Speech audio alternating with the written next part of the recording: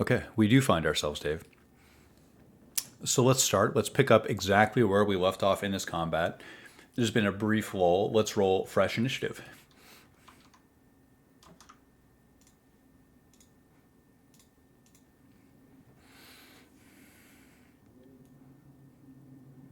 $22 for Tierney Tierney with a 22. with alacrity. 20 for Eden. 8. Let's roll it, Philmari.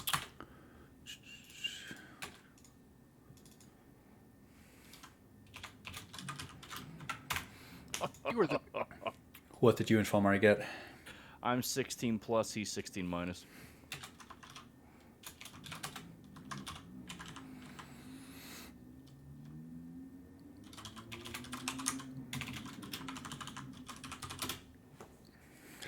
Thank you for using my preferred notation there, Lat. First up, we have Tierney Fang at the top of the order. Tierney, your necklace feels heavy for a moment. It's your turn. I choose to ignore it. Continue onward. I'm going to move to here, slowly trying to check my surroundings with my staff up. You have your staff prepared as you advance across this room. You have Lorne to your left and Grint to your right. You see the stairs that you came into this room on, and you can sense a bit of open area around you. I'm going to, as I pass, look in the face of both Lorne and Grint, and I am going to do a mental morale check. Can you two describe to me how excited you look to be here? Grint is pissed out of his mind. Okay. Lorne is pretty solemn about the situation.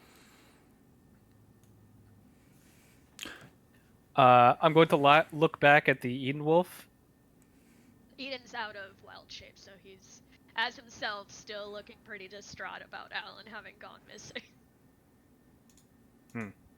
I'm going to rattle the Allen jug. If nothing else happens, I'm going to move forward. You advance into the darkness.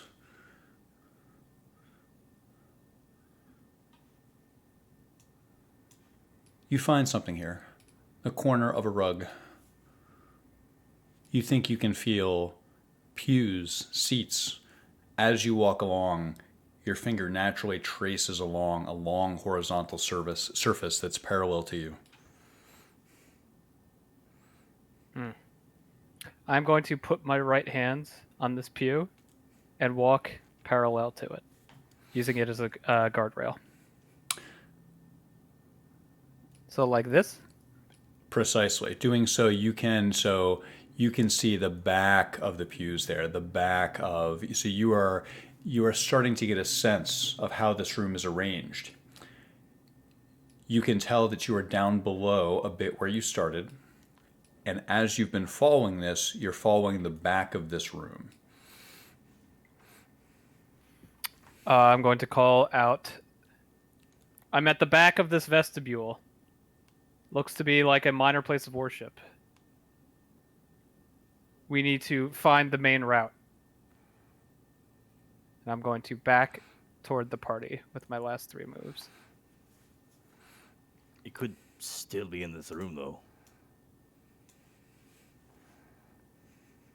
I believe the quill is further down, or else the last adventuring parties would have gotten it. I mean, the stairs could be in this room. If you were to build stairs, would you put them in the middle of a place where you'd put pews? I, good dwarf, would not. Maybe there's multiple sets of stairs. Fine. Why don't you investigate the room? Okay. That'll be my turn.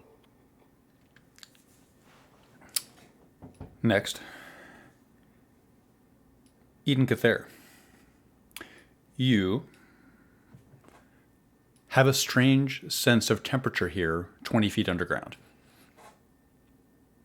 Moments ago, your guard hairs insulated you from the chill of the air, but you could feel the cold creeping through the pads of your feet.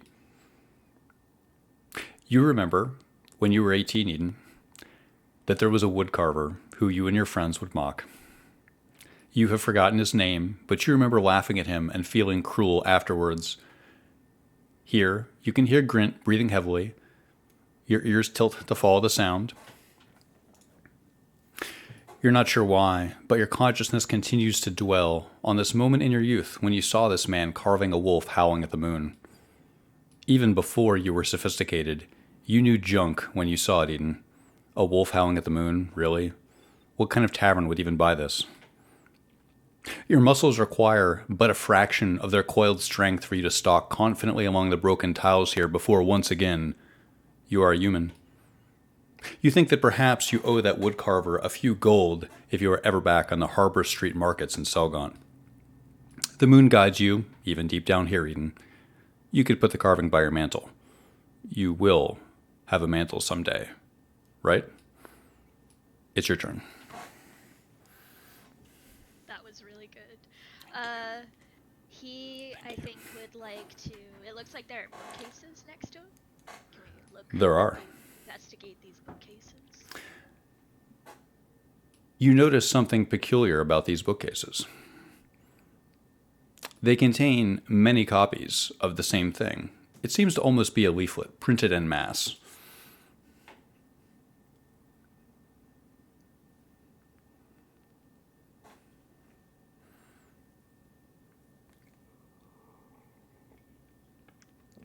They are stacked high on this shelf. Looking down the room, while it's too dark to see very far in this room, you can see other bookshelves that look similar. Okay, so supporting Tierney's theory that we're in a place of worship, this is probably the leaflet. Probably is devoted to that.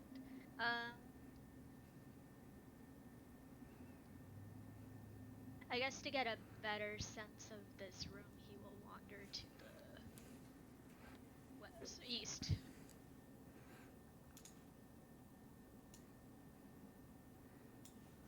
You do so. Finding more bookshelves, you see a rug leading toward the northeast. You can see the tattered bottom of it, and as you creep along the wall, you find more bookshelves. There are a few sundry holy books, but for the most part, you notice a somewhat recent printing of, again, leaflet after leaflet, stacked in narrow columns.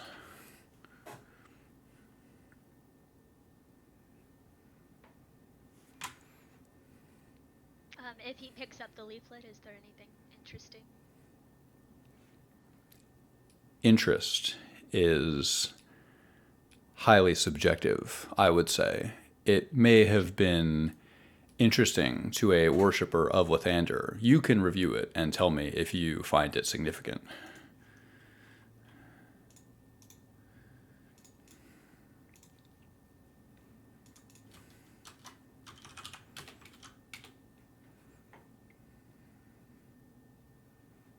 It remains your turn.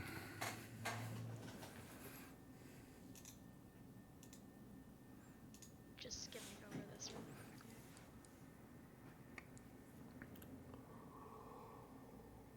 I just saw the name Sedge, and immediately this does look like it might be relevant to us. I think in the interest of not holding up the party, he will go back towards the party. Having done a quick out and then back in. And then just says, I didn't find the stairs. And he'll end his turn there. Eden, roll perception.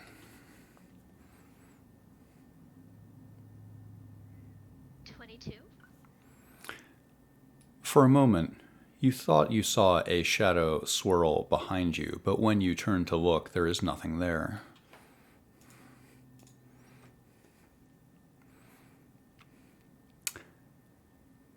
Green Cromwell. Your missing eye itches. You can stand to be ripped apart, but you cannot stand to be held down. You hate fighting shadows. This is an enemy that will not look you in the eye and will not fight you flesh for flesh. You honor Tempest by fighting enemies that are not favorable for you to battle with. You wouldn't like it, but you would fortify a swamp if you had to. It is your turn.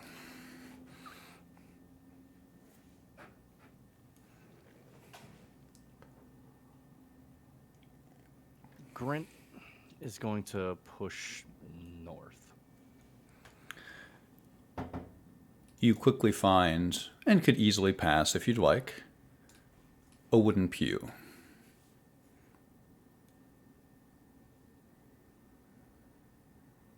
Yeah, he'll just move around it. You do so. Is that I'm just going to move off this tile for a sec. Is that a piece of, like, rug or something? These are stairs leading downward in the room, as if in an auditorium. And this is a rug that follows them. It seems, as you stand here low to the ground, that you're in something with auditorium-style seating. Gotcha. So this would be quite possibly like a lecture hall or something.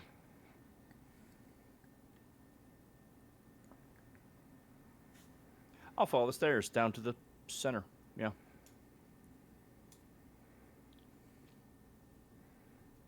About how much further do you think I would get? I think you could get right there to where you feel as if perhaps you're in the middle of this side room. You have a natural sense, as dwarves do, of sort of where you are along the z-axis of a room and how things are around you. And you can sense that you're right about in the middle of this room. If Grint holds up his sword, actually, tell you what, I'm gonna recast light on my sword, as I think it's we're getting pretty close to the time limit. So he'll recast light on his sword, and if he holds it up, can he see the ceiling? You can. The ceiling is perhaps 10 to 12 feet high here.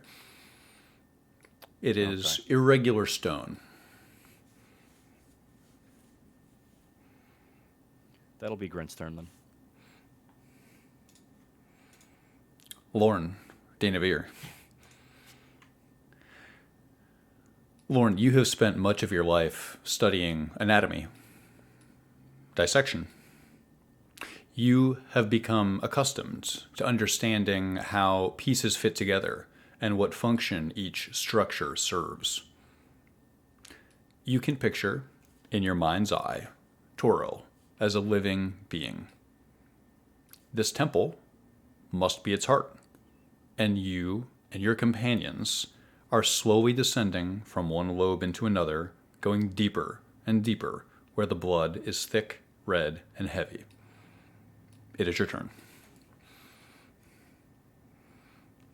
Clutching his dagger and lantern tightly, he will motion towards the opening that they entered into. I believe I still have 5 more turns of the hand still being conjured. He's just going to try to bar the entrance with that. You do so. Using the tile northwest of you on the stairs, you form a defensive perimeter with this hand. Understood. Further on into the heart of darkness, then. Looking for stairs down. And he'll pass by Tierney, venturing just dead north throughout the auditorium. Take your move. You edge past Tierney.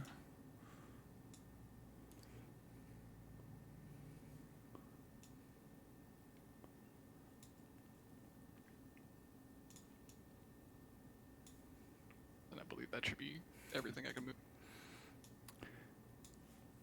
You feel something. You come very close, but don't bump into a large marble statue above you to the northwest. It is unmoving. Can I glean roughly its size? It appears to be about 10 feet tall, reaching almost the ceiling. He would probably spend the rest of his turn trying to inspect its general shape? It appears to depict a man holding the sun in his outstretched arms. Is this a similar pose to the other statues of Lathander earlier, with sun in hand, or is this a separate pose? It looks similar. It echoes a similar depiction, but is not identical. He'll make no mention of it. Anything else for your turn? That would be everything. Alan Vaughn.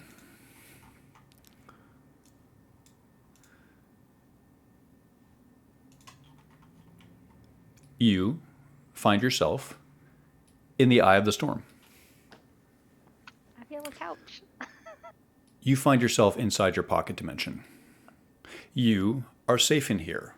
Your bottle was hewn by your patron. The bottle itself is composed of a magical brown mineral found deep in the plane of Earth, and a bit of that magic has stayed with it. Your bottle is in the right hand of Tierney Fang, who is in the Temple of Lathander in southern Cormyr. You, on the other hand, are here. You are bleeding badly, Alan. Your heart beats between your ears. The pain has not set in yet, your wounds are too fresh. Distantly, outside of the bottle, you hear the hollow voice of Tierney cursing under his breath. From inside of here, it sounds like the whispering of clouds coming across a distant horizon. Your pocket dimension is always a little different every time that you're here, and you notice that you have your couch, after all. You wish the circumstances were more pleasant. There is a large, silvery potion bottle ominously resting between the cushions. For some reason, the blue of the cushions reminds you of Radojex's skin tone. You are safe here, and can leave at any time, Alan. It is your turn. I'll investigate the bottle. It swirls, looking a bit like liquid mercury.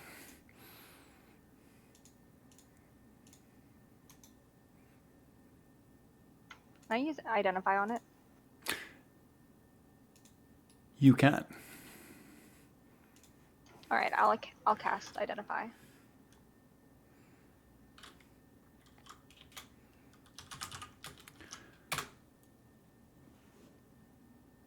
You know what this is.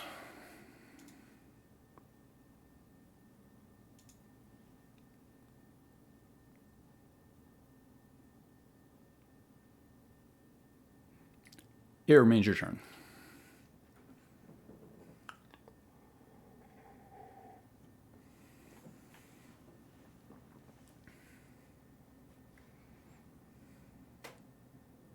This thing is so cool.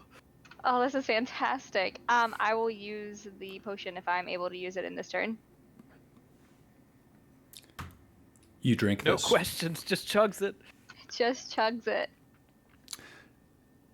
You do so. It tastes basic, alkaline. It burns on the way down. You feel rejuvenated, but the taste is foul and holds in your stomach. Roll the healing. Roll the 2d10.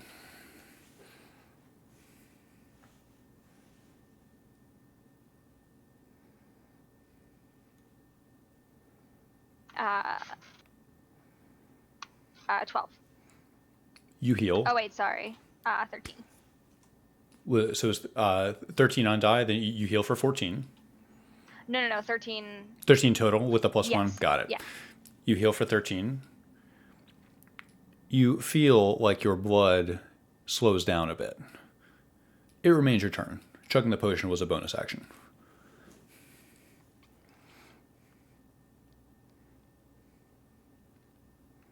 Do I need to make a saving throw now or later? I'll let you know.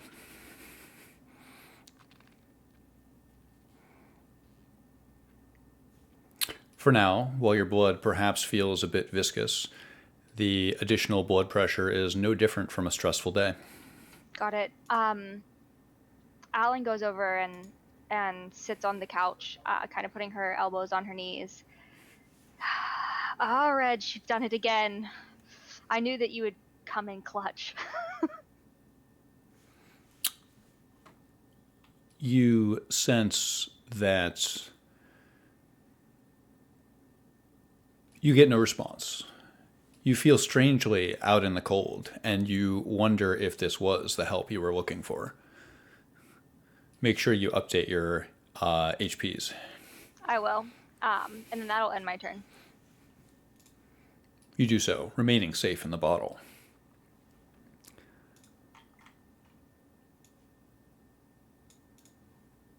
Tierney Fang at the top of the order. I will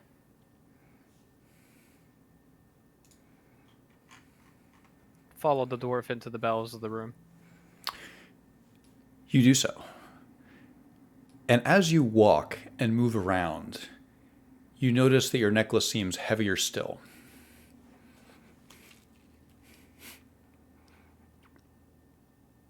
Nope. Nope. Can't deal with this right now. Have other fish to fry. I'm going to keep moving. You do. In your haste, you bump briefly into Grint and stop yourself by catching his left shoulder with your left hand and his right shoulder with your right hand. Sorry. We shouldn't split up here. We're all in the same room.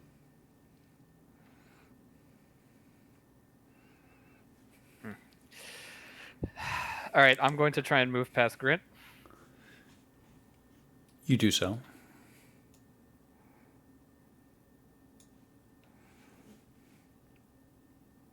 Take one more step here.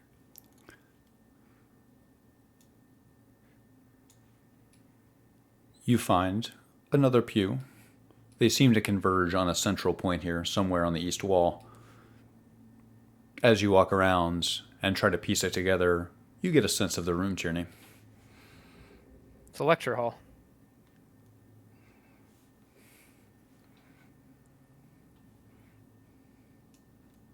Hopefully I don't bump into the podium here. You don't. You sense that you may be below the podium as you find, as you end your movements, a open spot here where the pews stop.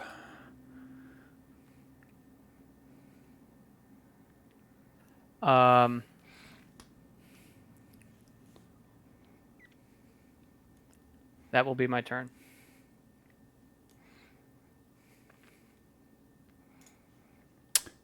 Eden Cather.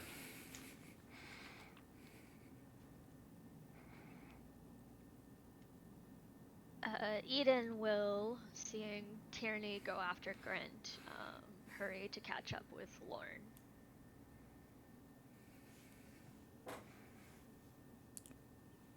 You do so, and can cover the ground quickly.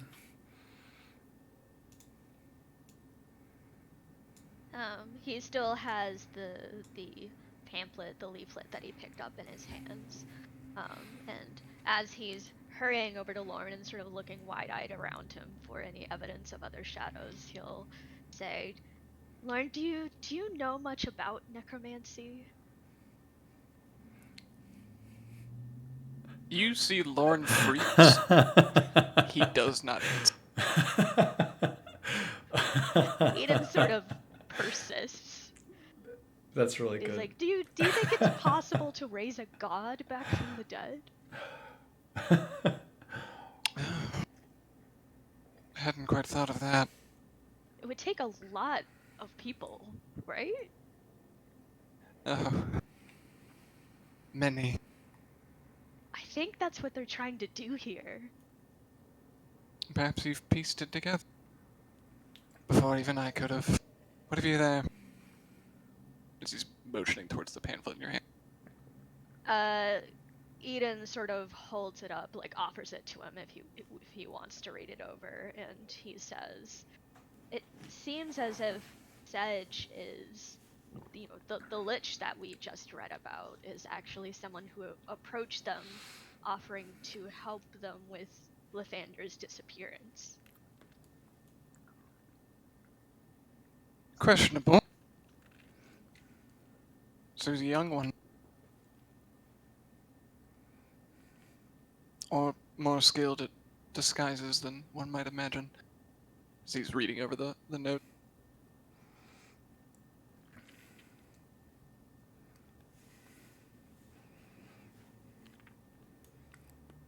So what would a lich, a master of necromancy, as he throws his hands back, want with a god? Undead. I assume it's to exert some measure of control over him, right? I think when necromancers bring people back from that other realm, it's always under their control. Not always, That's an excellent take, but though. yes. That's a real good take on I why get what you're necromancy. meaning.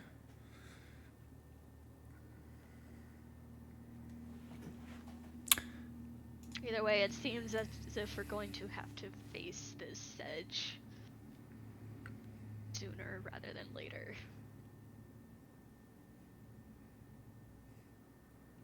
Dishearteningly, I believe I would have to agree. Although I'd rather a conversation than battle.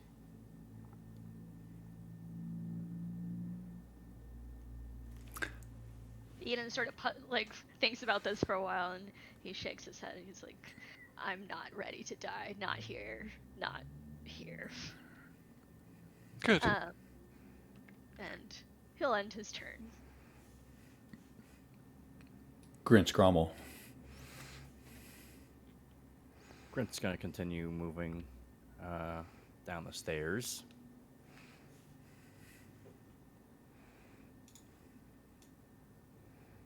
And then around Tyranny.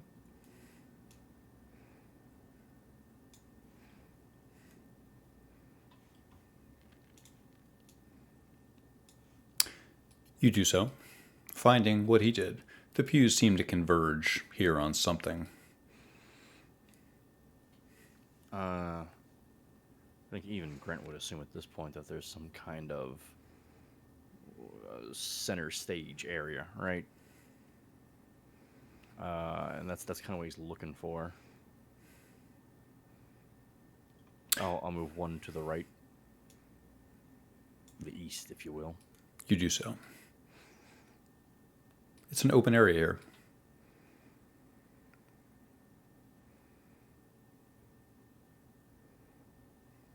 I'll go till I hit a wall, I guess. You do so. Still, no wall. To your north, you think you can feel what could be a ledge, something up above. Do I still have movement to move up? Not to climb up. I think that would be your full move. This is higher than you are tall. Oh, wow. Okay. Interesting. It's a very raised platform, then. Would I be able to... Would I be able to move one more to the right, then? Would my question. You could take one more normal move, I think. I will do so, then. Look for something that goes up there, like some stairs or something. You find them. You find stairs that lead north. Okay. North and up.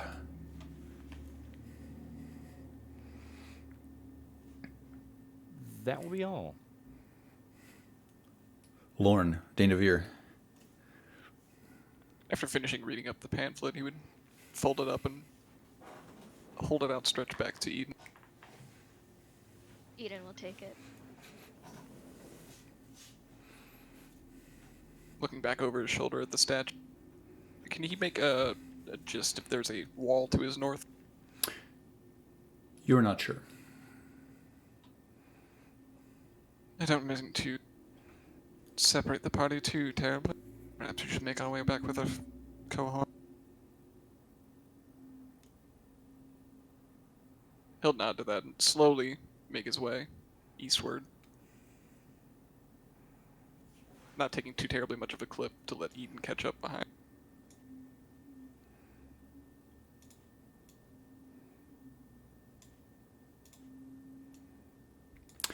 You climb over rows of pews, following the stairs.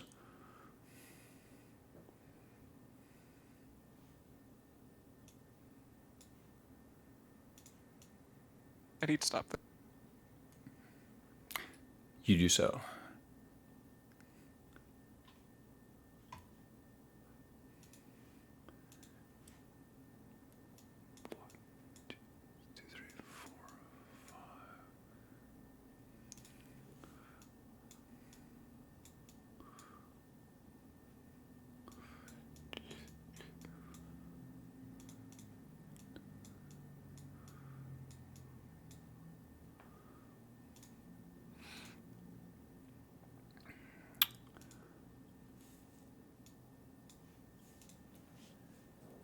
Eden,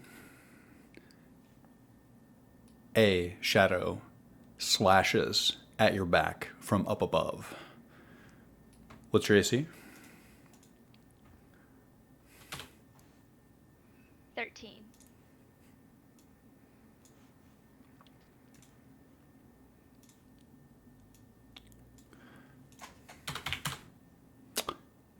It swings once and misses. It swings again, going for the back of your neck before you can react, and misses again.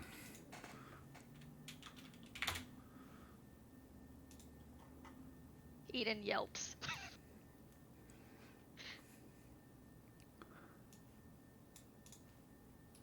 Alan Vaughn, we find you once again.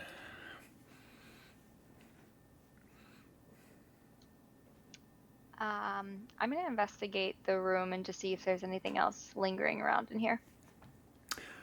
Roll investigation.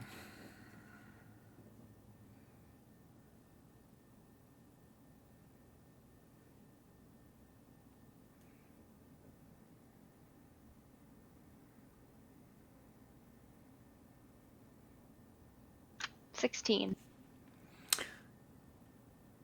You observe that all of the upholstery is different from the last time you were here. The pillows, the couch. You wonder how and what causes things to change here.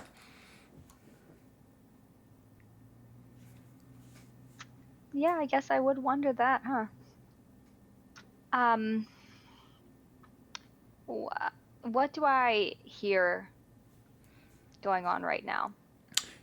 You hear what sounds like a giant striding thousands of feet away. You hear these incredibly distant footsteps as Tierney carries your bottle in his hand, walking through a room you cannot see.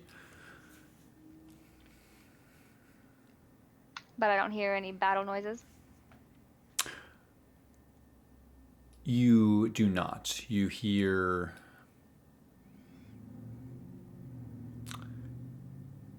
the wind flying over the top of the bottle. Things are rather muffled in here.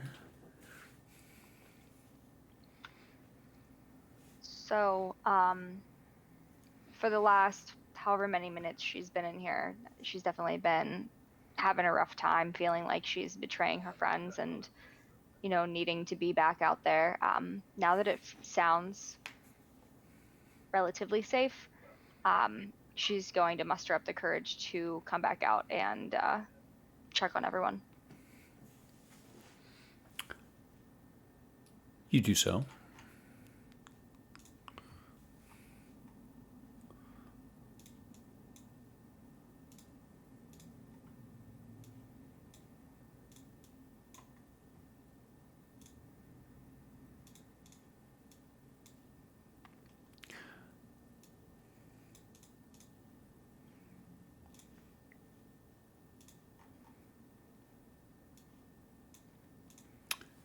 You appear suddenly, abruptly, next to Tierney. Tierney, in the blink of an eye, suddenly, Alan is next to you. Your bottle is still in Tierney's hand, Alan. Hi, friend. Hi. I'll hand the bottle back to her. Thanks. I feel much more prepared for battle now. I heard a yelp, I think. Oh? As Eden's screeching in the background I about think shadows. Eden is beset by shadows and we need to save him. All right, let's get a move on then. Hmm. Lead the way. It's not my turn, but I'll gesture.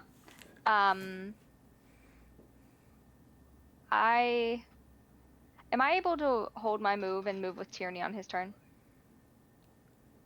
Sure, I think that's reasonable because he follows you in initiative. So yes, I think that's fine. So Tierney goes next.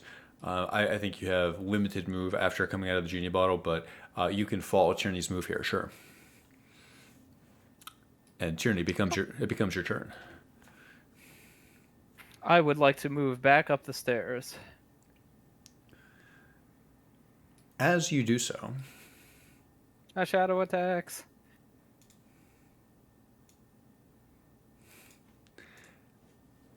Tierney, your choker feels lighter for a moment, and you feel a sudden sense of weightlessness. Can you produce a black pawn, David?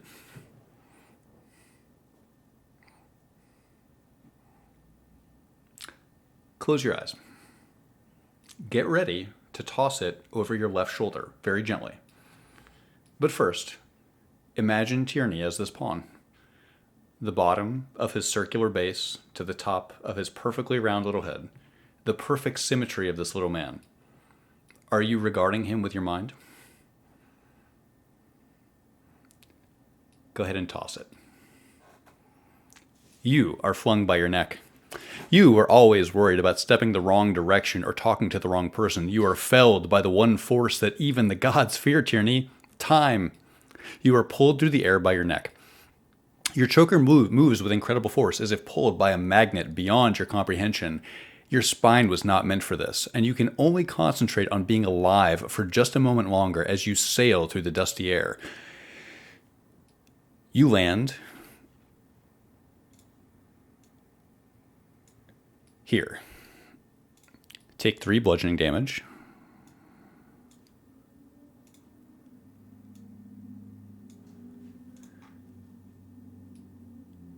It is your turn. You stumble to your feet. Your neck is bruised. I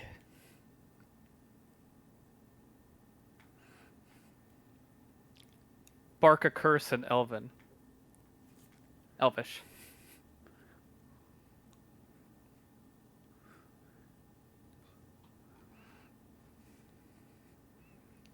I'm going to spend the rest of the round getting to my feet and composing myself. You hold your composure as best you can. Alan Vaughn, you watch as Tierney is thrown across the room by some unobservable force. He goes 10 feet through the air and lands on the ground. He stands to his feet. Are you okay? I'll be fine.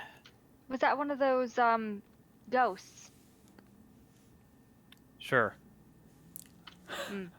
That's not very convincing. We have greater concerns. Uh-huh.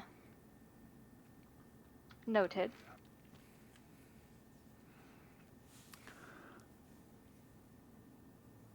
Eden Cather, you are at once assaulted by a shadow. It's your turn. Eden will use his action to disengage from the shadow. And we'll just book it. Which direction? To the east? Yes, the east.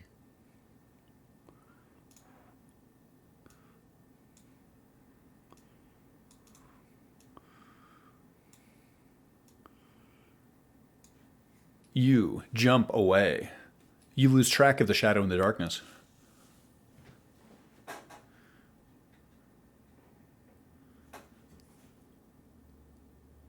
I think he'll move out here. I'm guessing he's just vaulting over these pews. In his scramble to get away. Scramble's the perfect word, yes.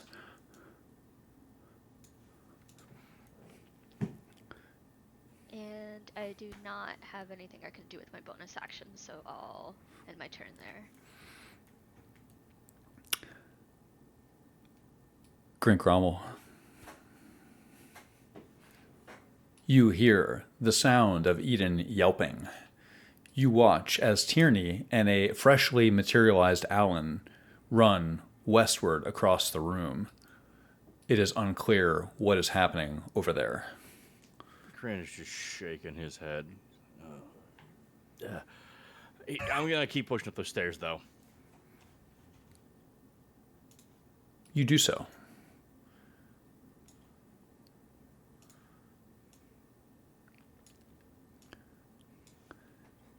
You find something. A bookcase, a small lectern. Many of the horizontal supports of this bookcase are broken, and the books lie in a disheveled pile. Is there anything on the lectern? A single, dusty book. It appears to be damaged by water. Does it have a cover, title, anything? It does. Roll religion.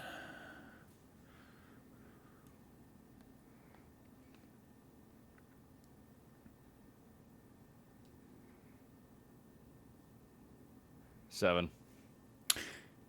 You flip the book closed, looking at the cover, attempting to discern if there is something identifying it. There's nothing on the fronts, but on the back, you detect something in the lower corner. A small black disc surrounded by a purple border. It remains your turn. I've seen this symbol, right? The cleric that Grint killed from the bandits, didn't he have a symbol similar to that? You rack your brain.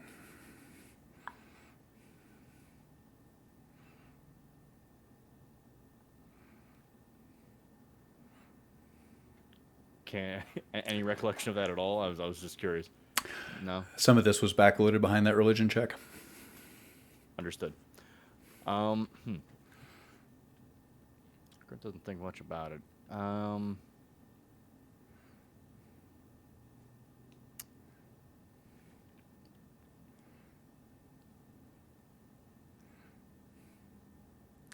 Do I have any movement left? Could I move again?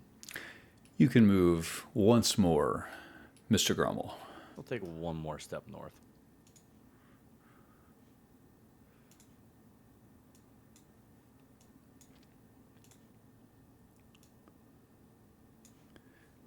You do so.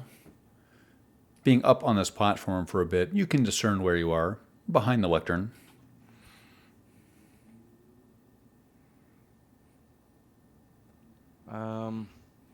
Nothing else for Grint's turn. Lorne, Danavir. Let me make sure. Am I on near a pew at this point? No, it's carpet at this. He would move towards the pew that he can see, standing on top of it, rearing the lantern as high up as possible to cast as much as he could. You hold your lantern high, trying to, as much as you can, simply provide illumination. Are you standing on the pew that you are currently on, Lorne? Correct, yeah. Holding your lantern high, the magical darkness is not able to fully envelop your light. You can see just a bit around you. On second opinion, perhaps we move as one.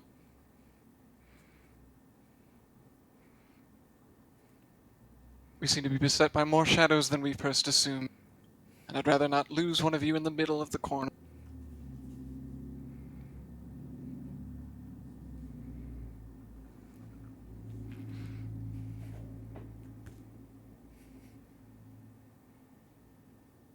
Are we in agreement? Just looking to the people to his left and right. Eden says yes. Good, then as one. And he will wait patiently for the next move. Lantern ahead, trying to watch out for whatever struck. Or Eden, sorry, him. You exhort your allies to stay together as you provide the only source of durable illumination here in the room. As you hold it up, Lorne, you become aware that shadows are swirling once again. 3, 4, 5, 1, 2.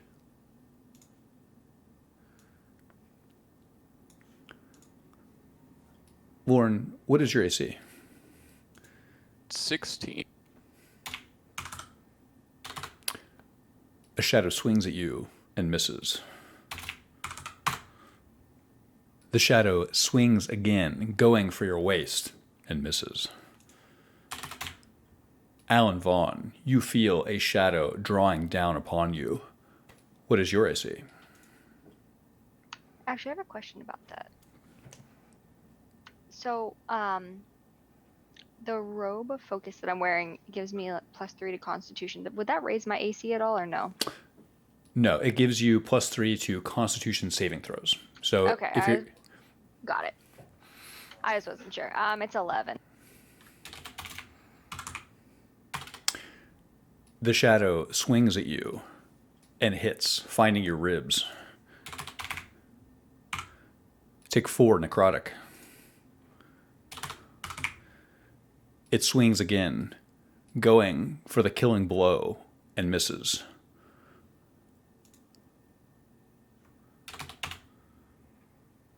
Alan, it becomes your turn. I will use Eldritch Blast on the shadow that just attacked me. Actually, you know what? Can I use... hold on, never mind. Yeah, let's do Eldritch Blast.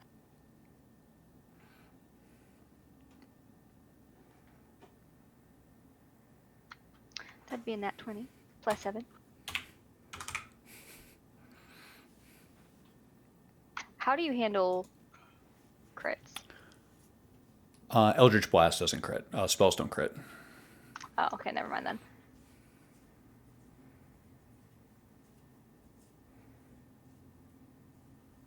Alright, 10 damage. You blast the shadow that just slashed at you. Your robe catches the air currents in the room as you turn and move to cast and confront it. At the top of the initiative order, Tyranny Fang. Your necklace still feels heavy on your neck.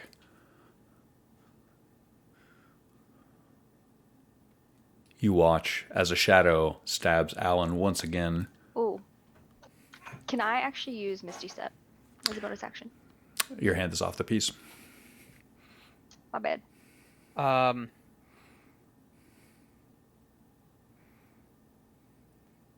push the thought of this marionette string around my neck out of my mind. I will move around this pew. Ready my weapon. But cast magic missile at this one. The same one that Alan just attacked. Yep.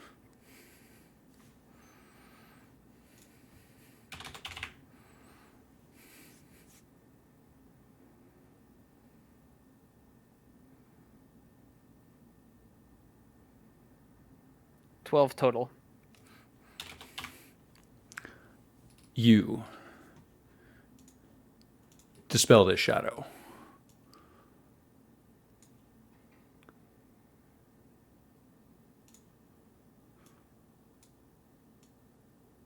I will, at the top of my lungs, in Dwarven, cry out, "What does Tempest teach?" Excuse you? That'll be my turn. Eden Cather. Eden will cast Fairy Fire on the shadow in front of him. What's your spell DC? 16?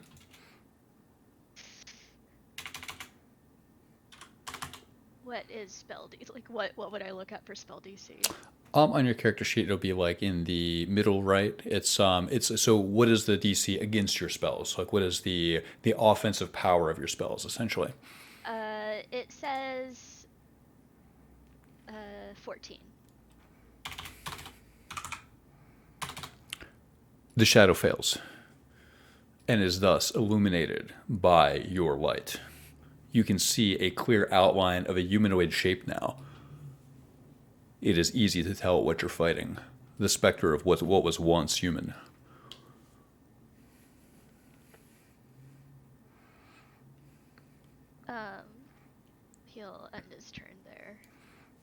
You do so. Crinkrommel, you were just called out across this lecture hall. You hear Tierney Fang calling to you. You call, "Excuse me," back. Your voice echoes in here.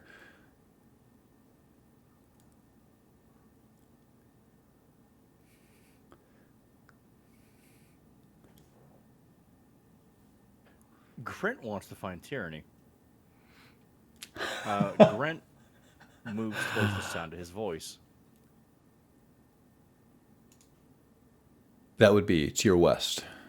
Correct. He would like to jump off this platform. Roll acrobatics. Okay.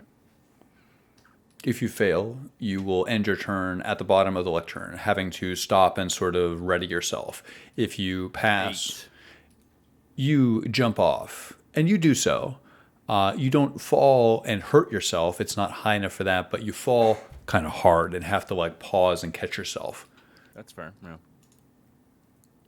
So you end your movement to, yes, exactly, right there.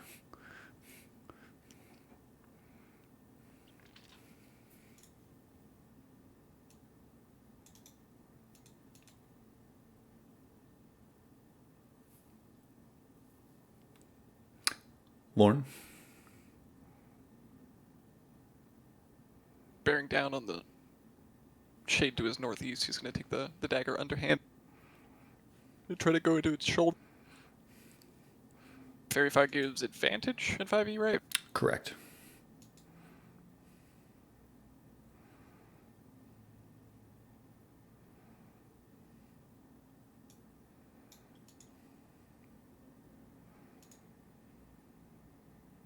An 18. 18 hits.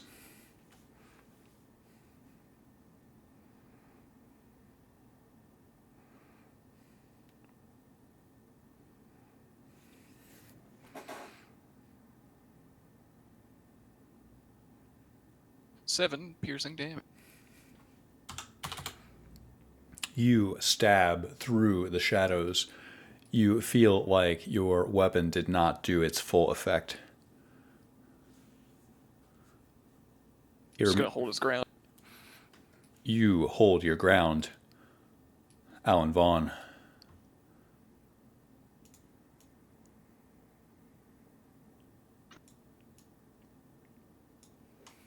I'm going to take my movement and move between Lauren and Tierney. And I will use Eldritch Blast on the this one. You do so, focusing your energy.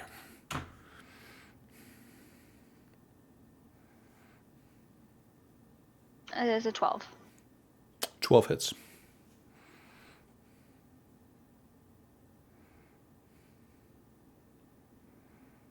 $11 damage. You blast it with pure power. It remains your turn.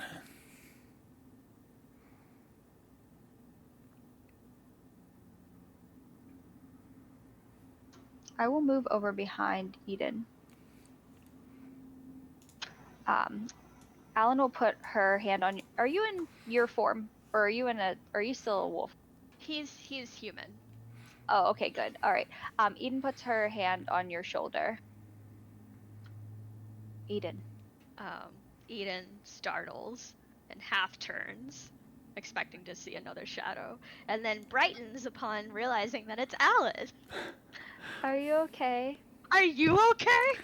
Fine.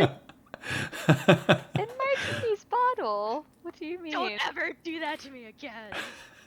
Well, I'm doing much better, thank you. You're welcome. But are you okay? Wait, you were able to heal from these wounds? Yeah, I was able to get my hands on a potion of radiant healing, so. Radiant healing. Okay, interesting. Okay, I'm very glad to see you again.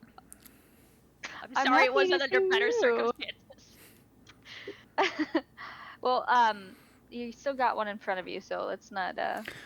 You have a moment where you are having difficulty focusing on this conversation as the shadow threatens to strike again.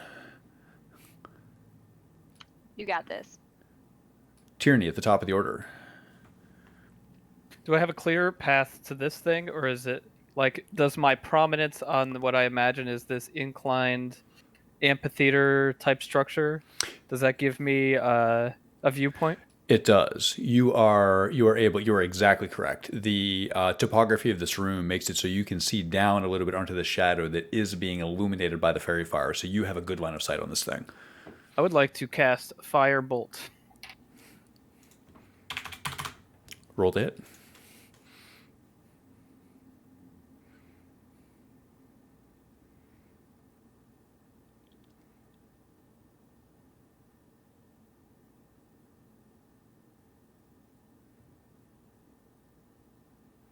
$24. 24 hits. To clarify, when I rolled a hit for this attack, what stat am I adding? Is it my caster modifier? You are Or is it dexterity? You're adding. This is a range. I believe, without checking the spell, Firebolt is a ranged attack. So you're adding your dex and your proficiency modifier. I believe. Okay. 22. 22 hits.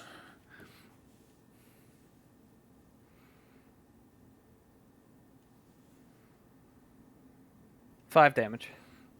You incinerate this shadow. Does it stand?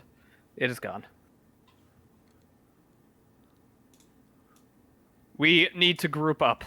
We can't be getting picked off by these shadows, and the longer we wait, the more they spawn. We need to move together as a group through this room.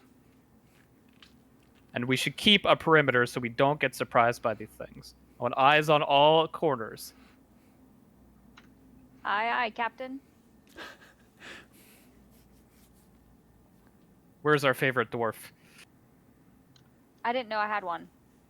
He might be being attacked by the shadows. Let's go and look for him. All right.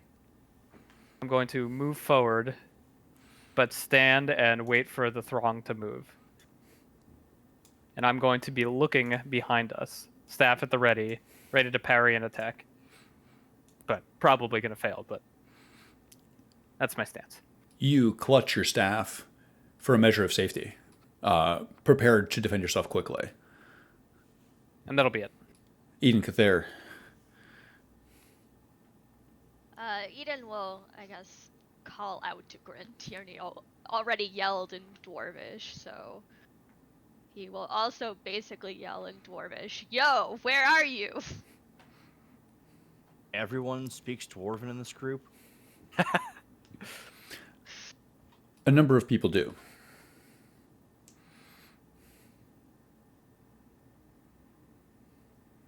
You're missing on many kills over here, Grint. Oh, I'm sure you're just loving that.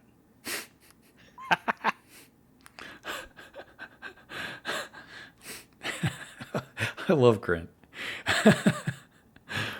Does Eden at least get like the directional of his voice when he says that? You can perceive Grint gruffly calling out to you from the east. You can discern at least the direction that he is. Eden will say to the others, "I think Grint is this way," and he will run off to the east until he runs into the dwarf. I know this is like difficult to proctor. How is there a way we can get this group to move as one unit, or not like slinky along? We absolutely can. Yes. How funny you should say that, because when you're prepared to move out as a unit, I have an idea for you. Is now that actually? Why don't we everybody let's finish out this run of the initiative order, and then we'll revisit. Okay. Perfect. Thank you. So we have Eden. Go ahead. Sorry. Oh, I was just gonna say he ends his turn here after bumping into Grint. Whose turn it becomes? Crink Grommel.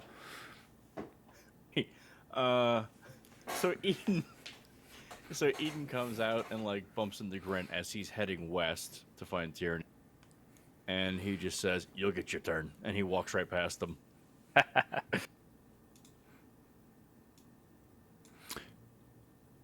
You do so, walking up the stairs in the direction of Tyranny. You see Alan Vaughn to your west.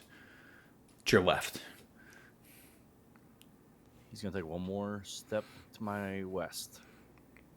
You do so.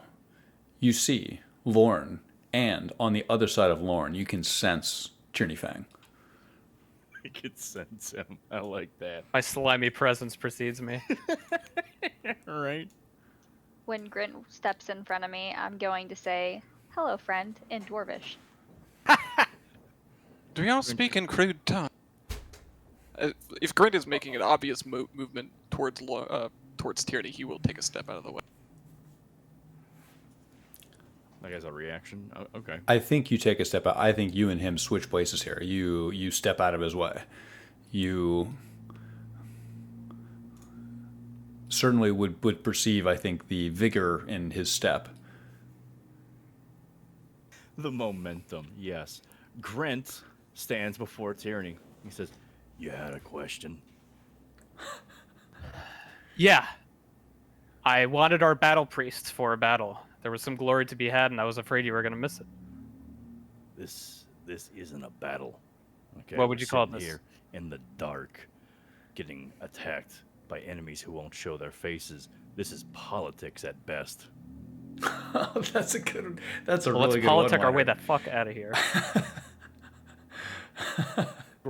Grint raises a finger and you just. All right. Listen, Grant. Out of this ragtag group, you and I are the only people with taste for battle. So when you're not with us, we're at half strength.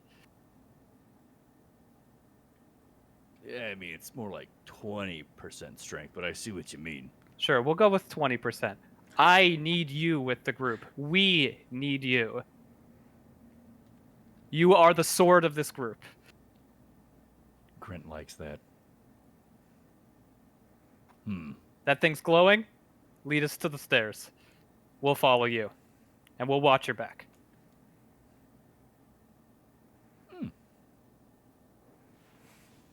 All right, let's get out of here. Lorne, Dainavir. He'll take a step forward. Lead on, righteous one. Hold the lantern above your head. Alan Vaughn. I'm just going to follow suit. One moment.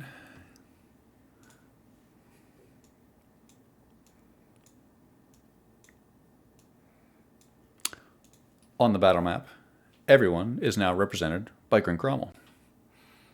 Perfect. Isn't it, though? In a It's way. like Final Fantasy. And if necessary, we will break the group back out. Go ahead and take your moves, Grint. Grint will go back the way they came to the main chamber then.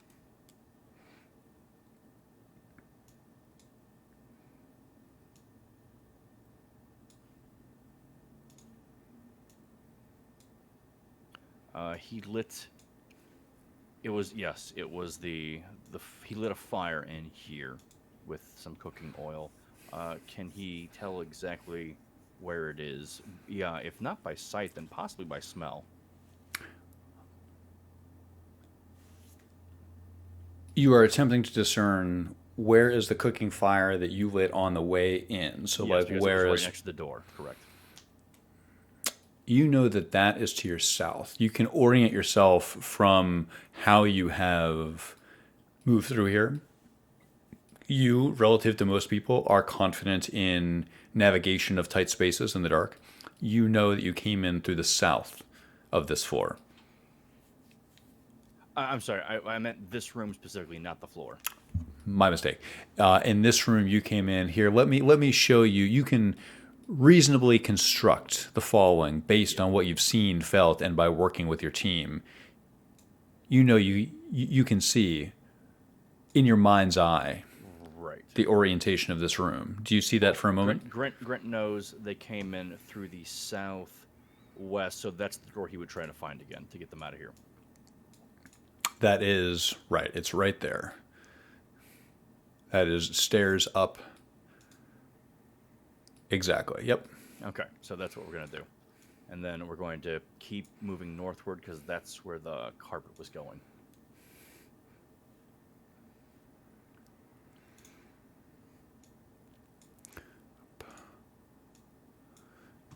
You find carpet going this direction. Here you find flagstones.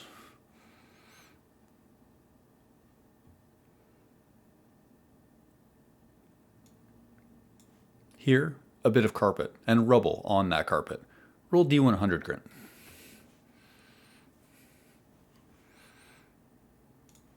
$71.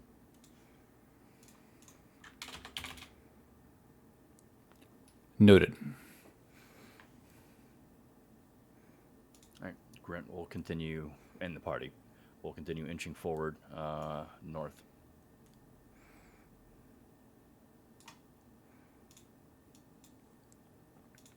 You do so.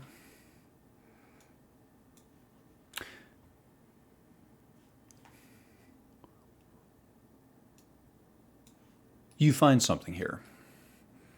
An opening. A bit like the one that was perhaps 140 paces to your south. You found something just like this on the way in. A large archway that could potentially be closed by a door. There is no door on the doorframe. Grant will poke through the portal. You do so.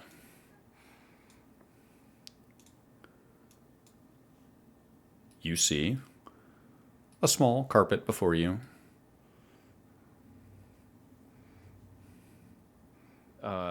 Does the carpet lead north? It's hard to tell. Lead is perhaps a matter of opinion down here. Right. Grant will push north one more square then.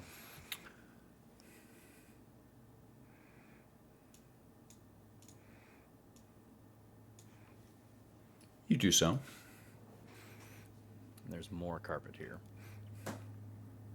The air is dusty here. Dustier than previously? Something seems heavy in the air. Little bits of particulate matter suspended.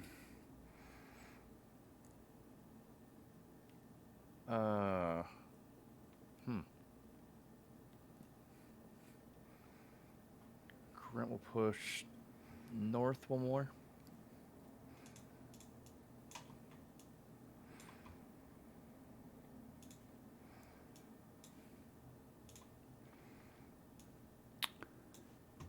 You do so and find a wall.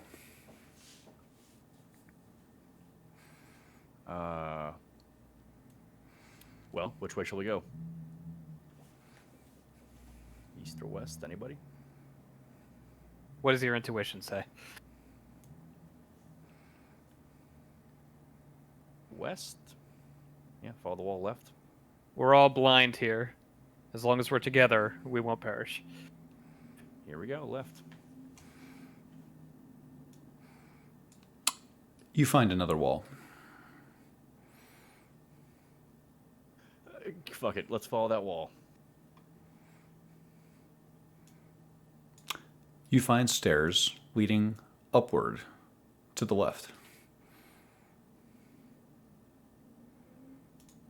Looks promising. Is there Stairs something? that go up? Do we want to go up? I think it might be a landing.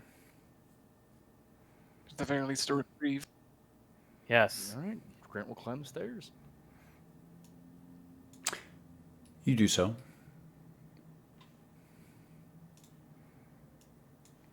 You sense that you just ascended perhaps 4 or 5 feet.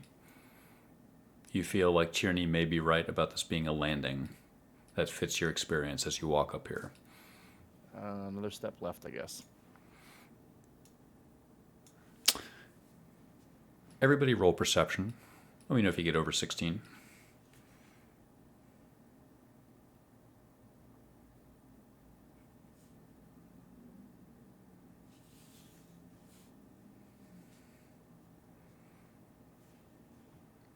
No one?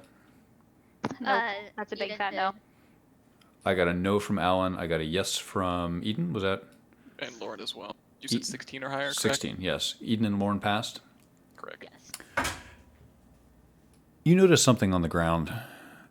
At this point, you know what this signifies. This large brown stain must be blood. It looks old.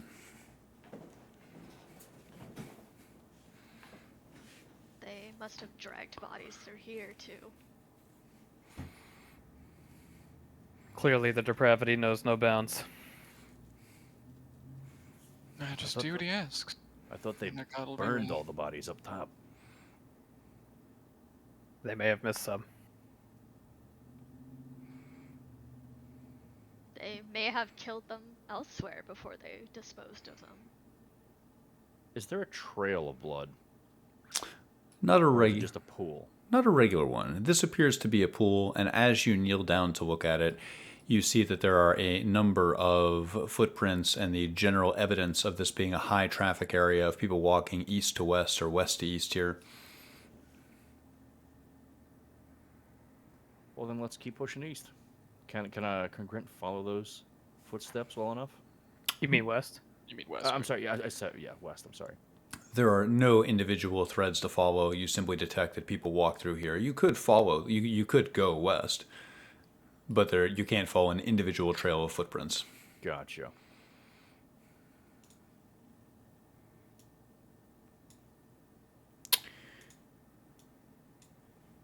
You find yourself on another red carpet.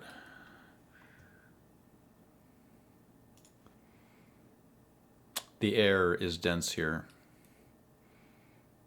So the air quality seems to be, well, quality is the right word. Does the air feel more constricting, claustrophobic? Is that what you're saying? It does feel that way. The air feels denser, or perhaps a bit chillier.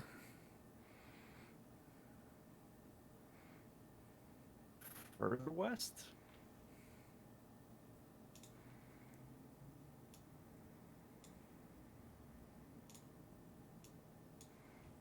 You do so.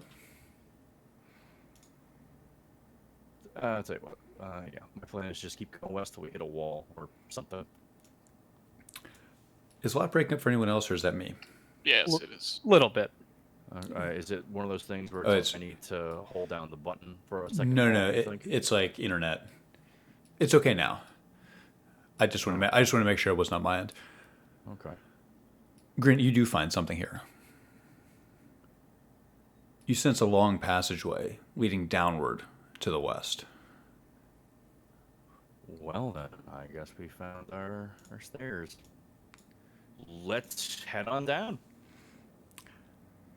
Gazing down the staircase, you see a sconce with no torch in it. These stairs go down precipitously into the bowels of the earth.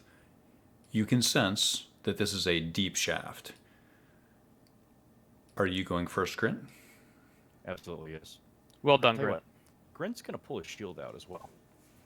You have a shield? Yes. You put your shield on. Roll perception.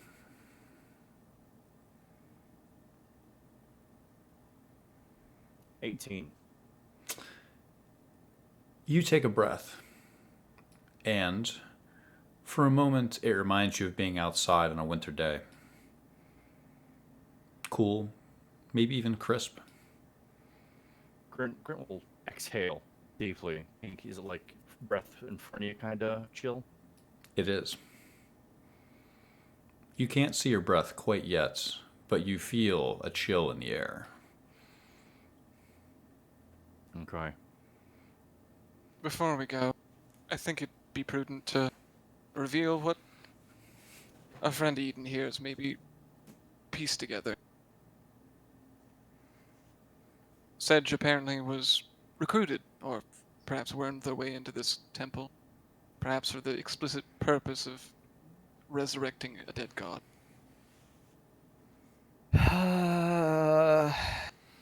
Resurrecting a dead god, can that be done? How would you even That's- begin to? That's what he promised them. What else would you need to sacrifice this many bodies for? There's no army of skeletons that we can see. You wouldn't burn one as a necromancer. These are obviously being sacrificed to something. So are we the last sacrifice then? Possibly. Who I knows? don't plan to. Is that why resurrections don't work in this land? Did they burn out the divine connection to resurrection by trying to resurrect a god? Provided that we're given an audience with this scent, perhaps we can ask him. Well, if he's the one at fault, we should tread lightly on our judgment. Yes. If I may. Neither of any of us, save our friend here, is well armored. Would you be willing? As he holds out his hand, like preparing a spell. I will hold my arms wide. He'll tap you on the chest and mage armor you up. I will nod approvingly. Describe Lauren's mage armor. What does it resemble? What does it look like? Brittle and elven. Tierney, you have a sense that this is extremely different from the similar armor that Grint wears as a spiritual shield. And Miss Ruindelver? Alan. Right. Would you be willing? Two. Be armored by my own mean. Or are you Be willing? armored by what? My own mean. Oh, I thought you said by marrying you. I was like, huh. Absolutely. I would. Yes. I will take your gift of armor. Then with your consent, you will do the same. And Eden is clearly wearing some semblance of like leather-ish armor, correct? Right, it's very high quality leather armor. So this sets your AC to 13 plus dex for 8 hours. Thank you very much, Lauren. This is excellent. Do what I can. I feel much less squishy.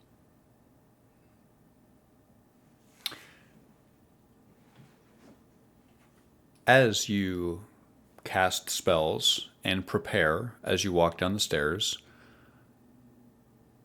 everyone roll perception. Let me know if you get over a 14.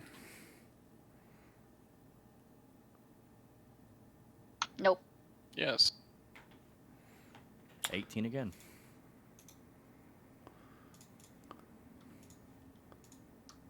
Lorne, you notice as you're casting mage armor, the reflection of light from something glimmering by your foot. As he does this, Grint, you notice it too.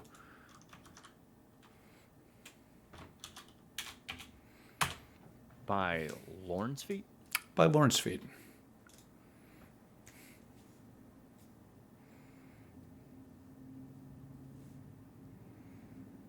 As a question, does this look familiar? I don't know. Does he hold it up? Lauren would pick it up and hold it up, yeah. Eden would turn and look at Tierney and Tierney's amulet. I will avoid eye contact.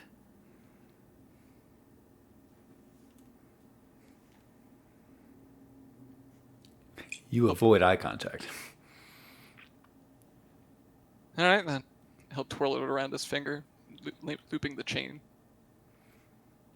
It seems valuable enough. You've seen rubies before. Certainly someone would buy simply the gem at a good cost, you would imagine, Lorne. Grant holds out his hand. He says, "Can I see that?" He'll drop it in your palm, yeah. So there's a crack in the stone, eh? Grant would like to try and mend it.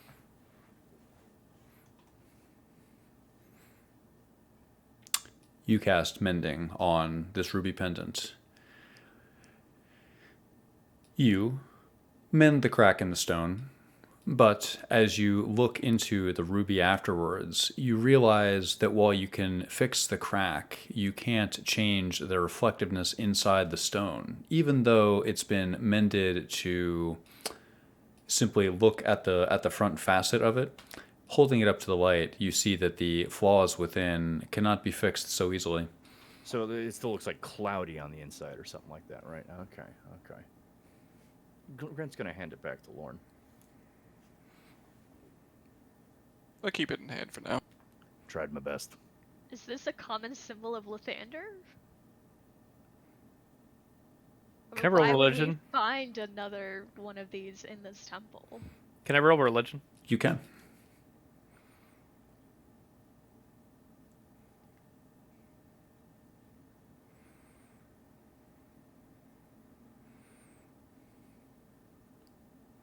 Five. It could be a simple Lathander. It's definitely a symbol of Lathander. We'll take you on your word for it. Why Are is we- Lathander trying to kill you, Tierney? I've never met him. Wait, you sure that's a symbol of the thunder? Are we ready to go downstairs? Or do we want to go back to the altar and pray to Lathander? That I mean, that seems like a question for you because this seems like it's illuminating your potential fate. I have no interest in communing with Lathander. well, he might get rid of some of this darkness. If he could, wouldn't he have already? I don't know. I guess I don't either. If any of you want to call out to the Lathander, have at it. I don't think he'd wish to hear my word. Same. I think we probably wouldn't get along. And here I am, tromping through his temple, plundering it. Well, trump on we go then. Tromp on we Agreed. go. Are we all ready to face the next horrors that await us? We weren't defeated by those measly shadows. They Born can't scare ready. us here. I don't know. I'm still kind of scared. Not gonna lie. Fear is a valuable tool. Well, Grant, are you the party leader again? Well, it'll be Again. forefront at any rate. So, if we're all prepared, Grint is going to begin descending. Lorne will stick near the center of the chain. Hold that thought for one moment.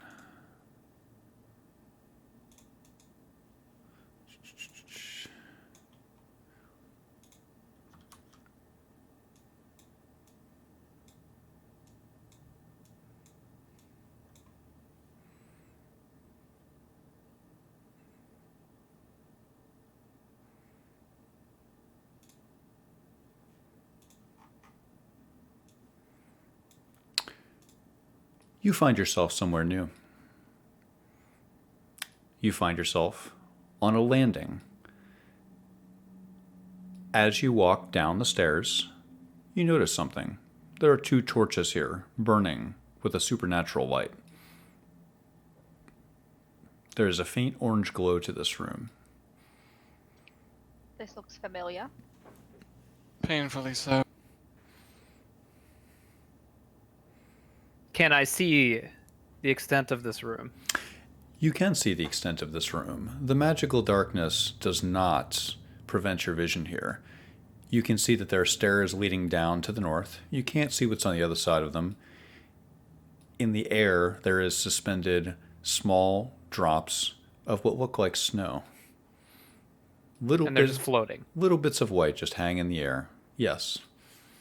This is like as above, so below.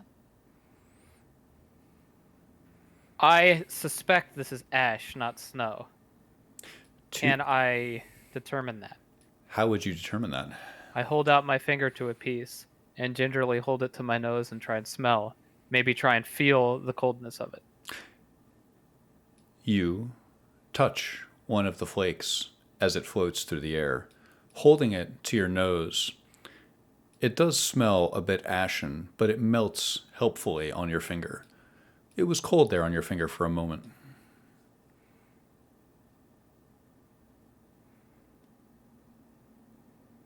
I have a suspicion of what's causing this cold. Would you like to share? It's our patron. What was his name? Eden? Alan Vaughn. The Baron, you mean? Eden No, the Cather? Lich. The Baron? The Sedge. Lich? Oh, Sedge. Yes. The Baron? Snow, The Baron, the Mayor, the formed Captain? from the ashes of sacrificed humans. Quite a toxic snowfall. Dear GM, do I see these statues at the end of the room? Are they smashed? You do. Two facades of Lathander gaze down on you as you look at the snow. Are they in the upheld offering position as usual? Like, One is holding a single hand up, like this.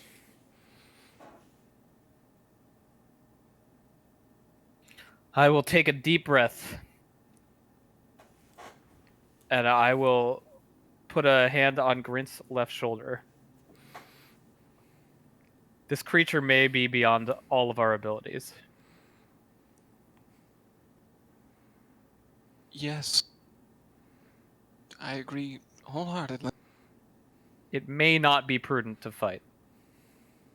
Although if it comes to it, I'll put my life on the line. Alright. I appreciate it.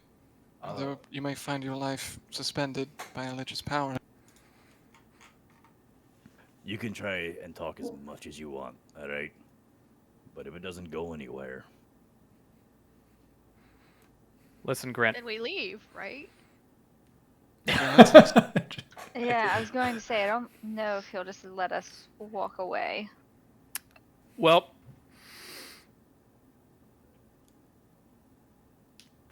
risk never scared me. Let's walk through the threshold. Before we Spoken go, like somebody who has nothing left to lose. Lauren will loop the chain of the necklace over the hand that's outstretched and leave it dangling. You do so. The air is not moving, so it does not sway in any breeze here in the dungeon. It's very still. Are you leaving Lathander an offering? Well, if we're in agreement that it's a mark of our Holy Lord of Light, sure. I'm going to take a deep breath and push past. Sorry, go ahead. One quick question before Tyranny pushes into the great beyond. Did you say that sarcastically, Lauren, or 100% sarcastically in character yet. noted? Tyranny Fang, pushing forward, I believe. And with both hands, I'll thrust the door open. You push it open. There is no dust, and you realize how cold it must be as cold air rushes in past you. There is a narrow staircase leading downward on the other side of it. You can't see what's on the other side. Step in. You step in. The air is frigid here. At the bottom, you can see around just a bit. If you wish to push farther into this room, you may be able to see all of it, but for now, you tentatively crane your neck in and you can see what seems to be ice hanging in the air. Like little shards of ice suspended midair. Correct. That's exactly what you see. I wish it to go into the room. You do so, and you're met with a strange sight.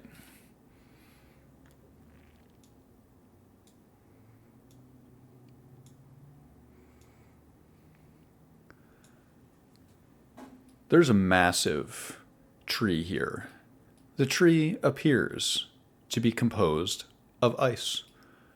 Its branches stretch tens of feet toward the high ceiling here. You wonder for a moment how deep underground you must be. Around the tree, there is a purple circle set into the ground. The stones are broken, but the circular shape remains. In the center, the black stone has been broken by the tree of ice. there is a skeleton wearing tarnished plate armor curled up next to one of the purple stones.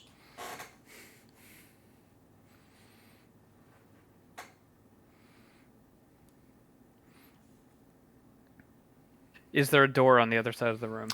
On the northern side of this room, you see a large door. Can you describe the door for me? Does Sure. it look like the other doors in this place? Not quite. Let me show you a bit more. Can you see at least the outline of where it is? It's on the north side of the room here. This is a I can. large floor-to-ceiling door, perhaps 15 feet high. There are blue runes set into it, and it is closed tightly.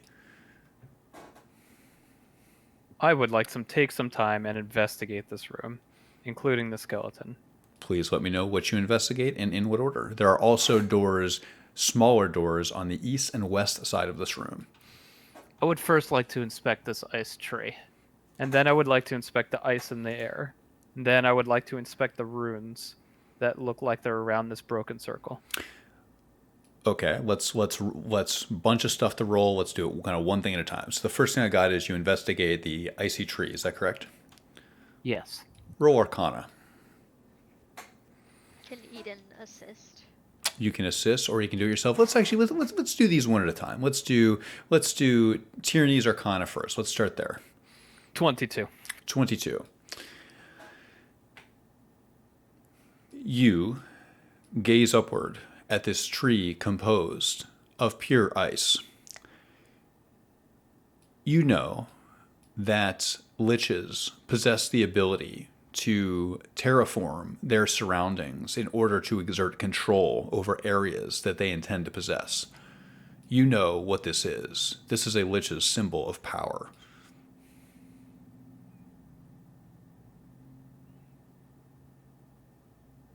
Eden, I believe you're next. So I guess what Eden's curious about is the tree alive in any typical sense? Define alive, Mr. Cather. As he would understand a tree to be. Like, is it a construct of ice, or does it seem to have some sort of energy to it? How would you test things like this? Do you touch it? Do you cast speak with plants on it? How do you walk me through your decision making process here? So, he's basically trying to figure out if it's worth casting speak with plants on it, and I suppose he might touch it, see how it's rooted into the ground, see how it reacts to stimuli almost. When you touch it, you realize how cold it is. Make a dexterity saving throw. 10? You pull your hand back, but you take 1 cold damage. It's incredibly cold to the touch. You feel as if you just touched the hot elements of a furnace or a stove. The ice sears your fingertips. Eden hisses as he jerks his hand back.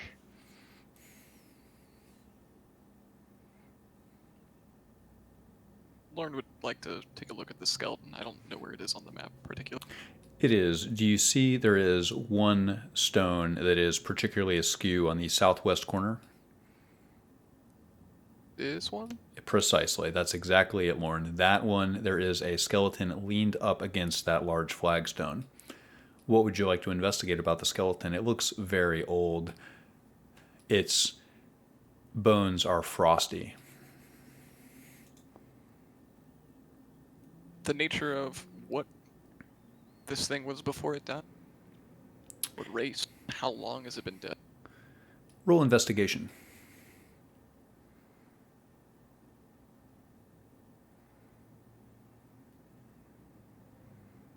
16.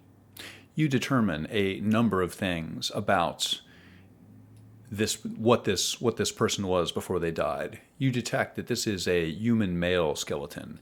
You see that it is wearing some type of choker that goes behind its plate armor. The plate armor seems rather old and tarnished, and you see at its side this person must have had some type of martial position, as you see a well-made scabbard that appears to be undisturbed. Holding no blade. There might be a blade in it. It appears that the scabbard is full, yes. I didn't know if it's just a cast aside scabbard. The choker is definitely the first thing that he'd be interested in taking a look at. You find something.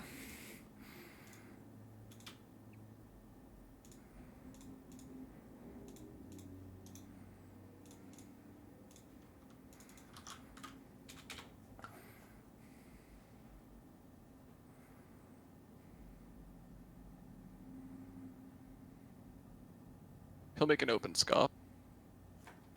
An open what? Scoff? Scoff, yeah. More followers of Arlathander, then. So he'll take a step up and nudge the body, looking back at the party. This room is illuminated, correct? It is. It is illuminated with pure white, sterile light. Oh. I thought The the shadows are supposed to get dark. Eden, you had a question? Oh, sorry. Eden was just gonna ask what he found. What made him say? Oh, sorry. Oh, another one. Another. Mark of Lathander. So point to the body. Eden will go over and take a look at the choker. You examine it. It is set with a large star ruby. You notice that the choker has no... You would be unable to remove this choker without removing the skeleton's head.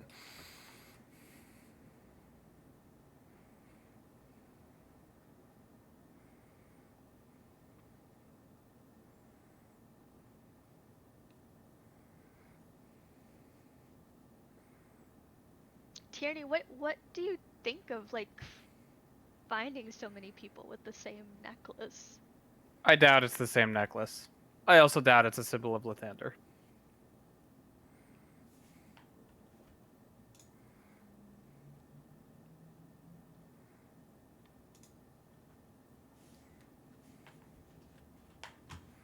I think there's an awkward silence for a long while Eden's looking around, and then he just goes, "So how did you get that necklace?"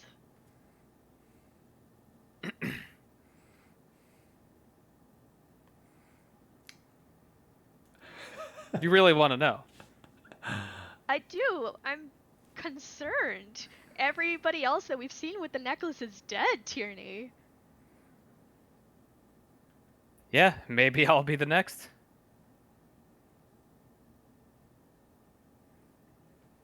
Listen. This necklace is a result of a poor decision that I made. And I severely doubt anyone else followed this route. I don't want to get into details because I like living. Okay. But I doubt any of these necklaces carry the power that mine does. And I would guess that these are merely ruby necklaces. They don't have clasps. I don't know what to say. This is a little too gaudy for my style, if I'm being honest, but it is what it is. Do you think whatever decision led you to wearing that necklace was meant to lead you here? Boy, I hope so.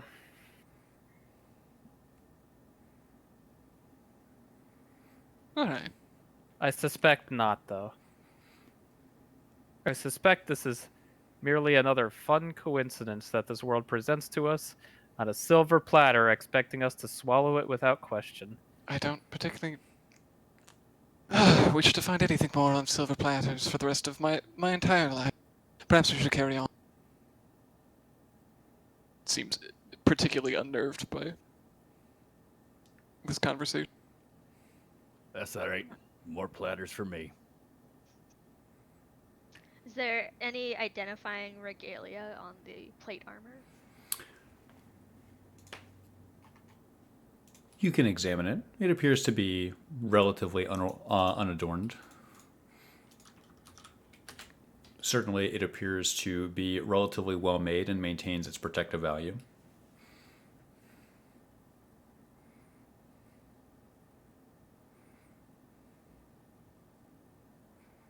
Are the adornments around the broken stone circle of note? They may have been long ago. You sense that they could have been of note quite some time ago. They remind you of the defaced Lathander statues that you saw on the first level. Got it. Some driveling holy text, I'm sure. All right. Clearly, our chilly patron is not in this room. And I'll gesture at the door. I would guess that one. But I'm also going to guess that door's not going to open. I suggest we go to the wings. Grant would like to investigate the body. As you wish. You said there's no symbols on the armor. Does it have any?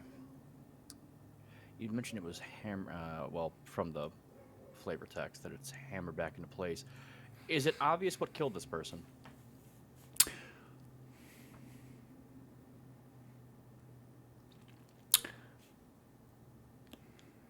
Roll investigation. 11. You see no obvious signs of physical trauma.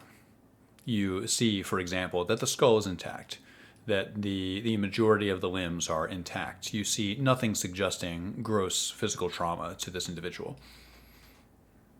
And the armor doesn't have any cuts or anything in it that would indicate. Okay. Correct. Just making sure. The scabbard then, the sword. You mentioned a sword. I did. You could take I it. would investigate that, yes. As you pull it out of the scabbard, you notice that it's casting light. In fact, you think you may recognize this sword.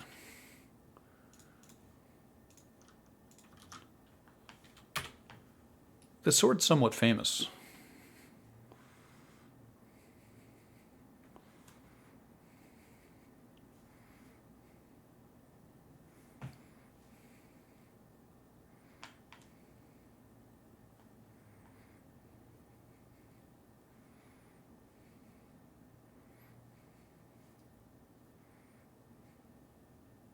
Now we're talking. As you pull it halfway out of the scabbard, you sense that this is a effective light source. Indeed. Grint is going to take it. You do so. And he's going to equip it. He's going to put his shield back in his pack. And he's going to put his current sword. Actually, his current sword is sheathed on the hip. This one's longer. He's going to sheath this one on his back. Makes sense. Yes, this is a very long longsword for you. Yeah. Suppose that answers a few of the questions I have. A blessed blade on a corpse, laying about in the lair of a lich.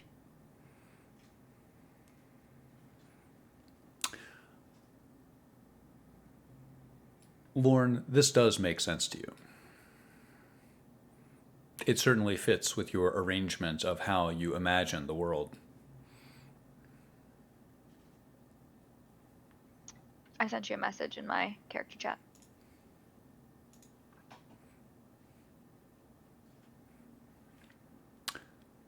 Understood. Let me reply briefly.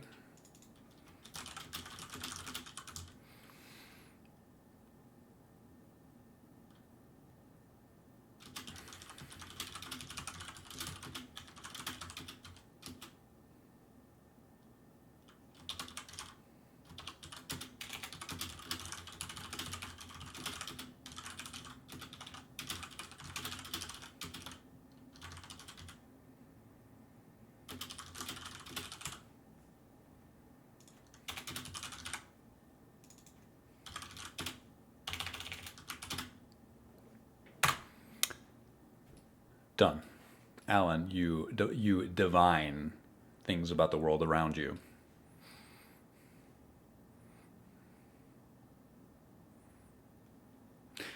Tierney, roll perception.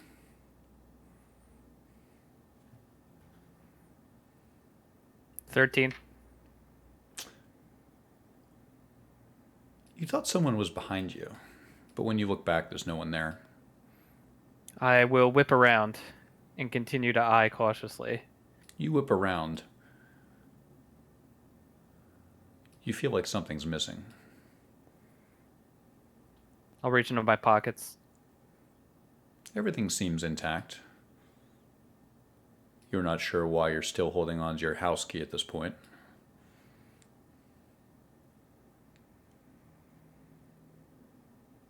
Okay, let's move. Serve to the wings, which one? Let the battle priest choose. Let's at least try the big door first, eh? That's sensible. Let's do it. Grint will go up to the big door. Is there a handle? Something like that. There is a circular pull handle that extends from the stone. Sorry, Lauren, you were saying? If he's reaching out to the door handle, he will very visibly. Grint, Moment. turn. The door is laden with magic runes, correct? It is. In fact, Grint Grommel, roll intelligence. My favorite. Actually, roll intelligence at advantage.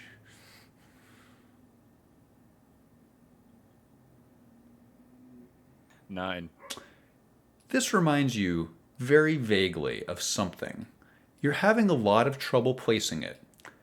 However, when you went out drinking with Ian, he had some kind of scroll, something he got somewhere.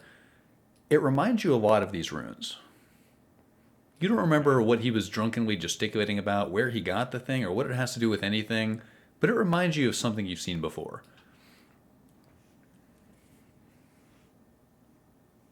Okay, Mr. Magic Man. What do you suggest? Is it in a script that Lauren recognizes innately, or should I roll Arcana? Let me check your character sheet for 1 second.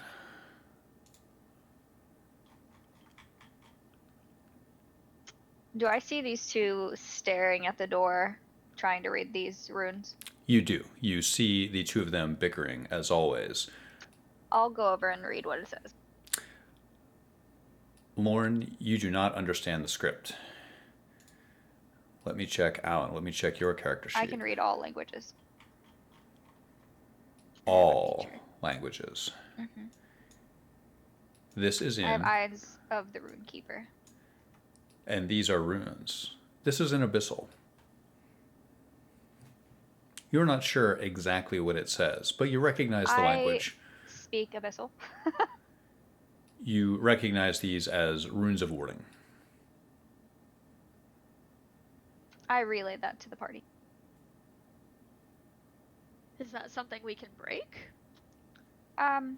I mean, if we have a way to just go around it, that would be my suggestion. Essentially, it's just going to let him know that we're entering if we do. Or more? He seems Yeah, to be or expecting more. us. Should we just knock?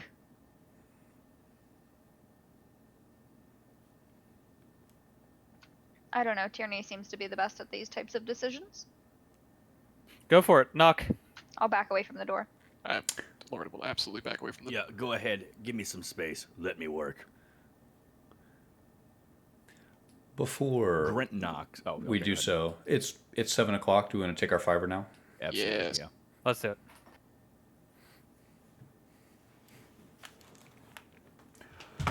Oh, okay. Actually, hold on. Before we do that, let's catch up with stream chat. Hello. Let me see. Who do we have today? We have DopeyX3. Thank you as always. This map is so gorgeous. Thank you so much for doing this. Do you see how? Isn't it fun watching people go through this stuff?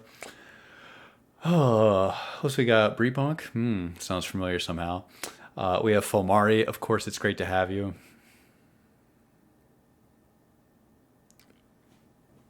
I really like this session. This is like all of this stuff has been, and I'll get my drink in a second, but all of this stuff has been from like before session 0. I wanted to run this dungeon, so this is amazing.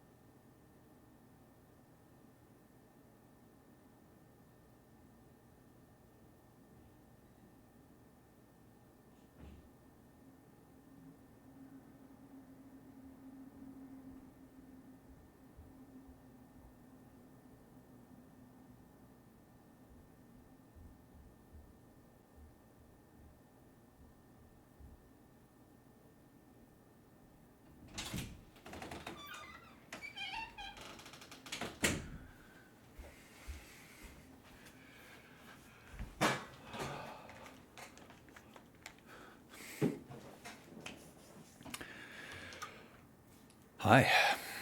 Hello.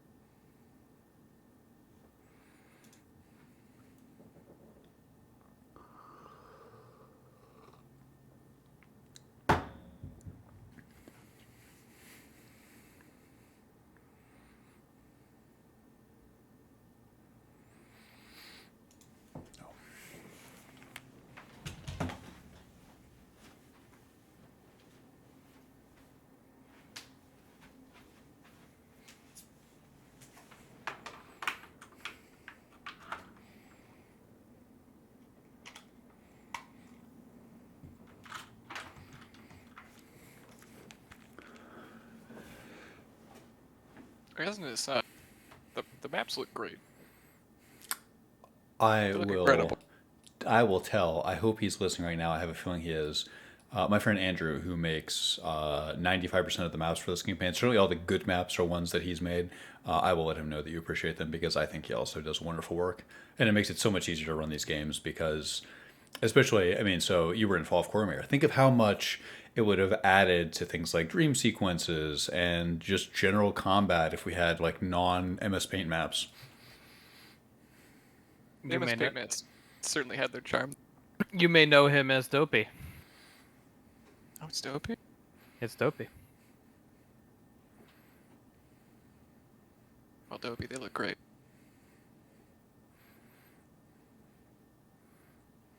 Definitely. I was wondering that earlier, how you're getting the maps made. I mean, let's talk about it while we wait for some people. So we use this software called Incarnate, which is very cool. I strongly recommend it. We started making the maps for this campaign. I don't know, maybe 6 months ago now. This was one of the first maps, and where it came from to where it is pretty dramatic because the starting like sketches for this stuff was pretty rough around the edges, and I think the finished product is you'll see it more once you explore a bit more. I think it's truly gorgeous. I'm just happy I got my couch. As somebody who is currently running a campaign, myself making maps on Incarnate, these are way, way better than the ones I make. They look really good. It really adds a sense of place when you have good maps, I think.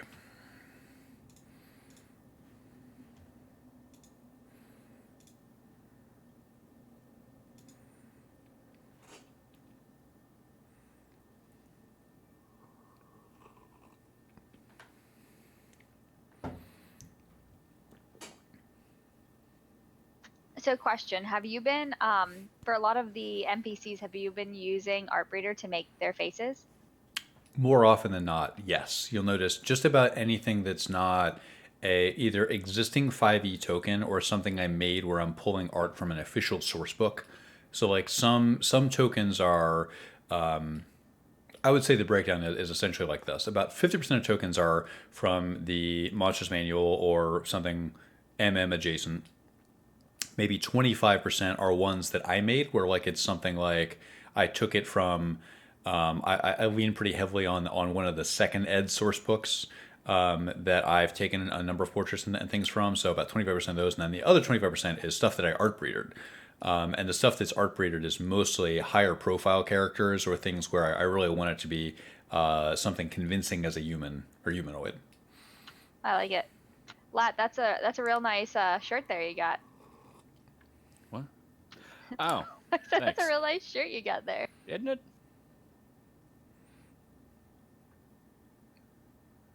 Now I can't stop looking at it. I don't know. Yeah, I don't really usually see Latin like a black shirt.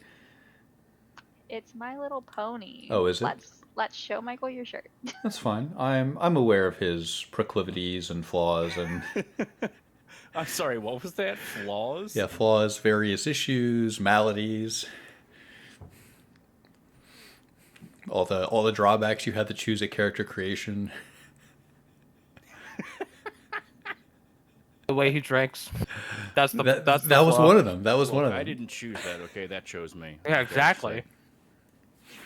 say. Okay. Everyone's here. We are knocking on an ominous rune door. Is that correct, Grin Crommel? You pull back the circular door knocker and let it fly. Is that right? Yes. You do so. The sound echoes through this space. You realize that this door must be pure stone. Whatever it is, it's very sturdy. You hear no sound, no response other than the sound of the limestone echoing.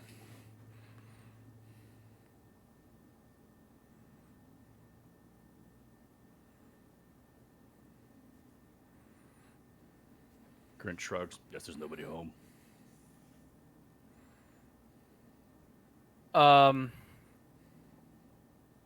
Okay, so there are 2 other doors in this room. Let's try them. I'm going to walk toward the one next to me. All right, I'll do the one in front of me, I guess. Each is closed. Are there warding runes on this one? There are not. This appears to be a simple iron door. I would like to search for traps. I'll do the same. Describe to me one at a time your methodologies for searching for traps, like what types of traps you may anticipate or where you'd look. The first type of trap I'd like to look for is a crude trap made by a foolish adventuring party, similar to the one we first encountered when we walked in. So a string trap or a weighted trap. A tripwire, something down low, or something where you may simply break a wire or something like that. Something that a fool could set up in 5 minutes. Roll investigation to detect fools. 12. You don't see any traps like that. Next, I would like to look. Is there a lock? There is a locking mechanism. You're not sure if it is locked. I would like to peer into the keyhole and then try and slide something small into the hasp mechanism to see if there's a trip. Let's talk about your peering into the eye hole first. Yeah. When you peer into the eye hole, you think you can see into the room. The lock may be ruined. It's very dark in there, but you think you can see clear through the door. What vaguely do I see with my half an arc second of prominence? It's unable to be determined. You can simply sense that there is something inside there. Okay. If it's a ruined lock, I will attempt to open it.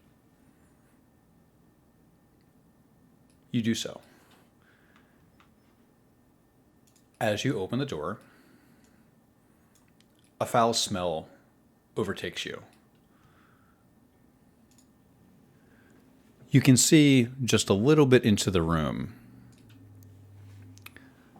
There are green stones in here that appear to be overgrown with something. There is a large vat or some type of massive container containing some type of foul fluid on the northern wall. You could open the door further and peer inside. I would like to thrust the door open. You thrust the door open. As you do so, you realize that the air in here hangs heavy with some type of green spore. It swirls around you. If there's no damage, I'll pass to Alan. There's no obvious damage. You can see farther into the room. This appears to be some type of foul laboratory. Lorne de Navir, you smell a familiar smell. Death, formaldehyde, recently dead bodies. He will take his posture upright from the broken stones and step forward towards it. It's past Tierney.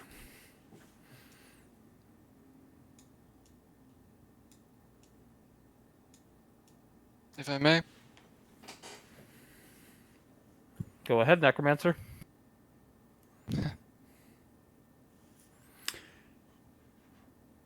You see something here. You see a stack of corded bodies. You see what appears like a table where the bodies were being experimented on or dissected. Across the floor, a foul green mold is growing here. Cover his mouth with his gloved hand. Move. Where is it growing from? Is it the south or the north? I'm sorry. It is growing from the mortar between all of the tiles in the floor. It is growing from all exposed surfaces. You cough a bit.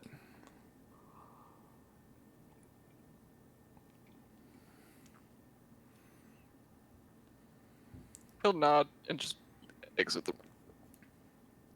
On the eastern side of the main room, I have Alan going through her checklist for traps. I would be searching the parameters of the door to see, same thing as Tierney, any tripwires, and then after she does that, she'll kneel down and look underneath of the door to see if there's anything right in the way, or any maybe wires on the other side of the door. Roll investigation.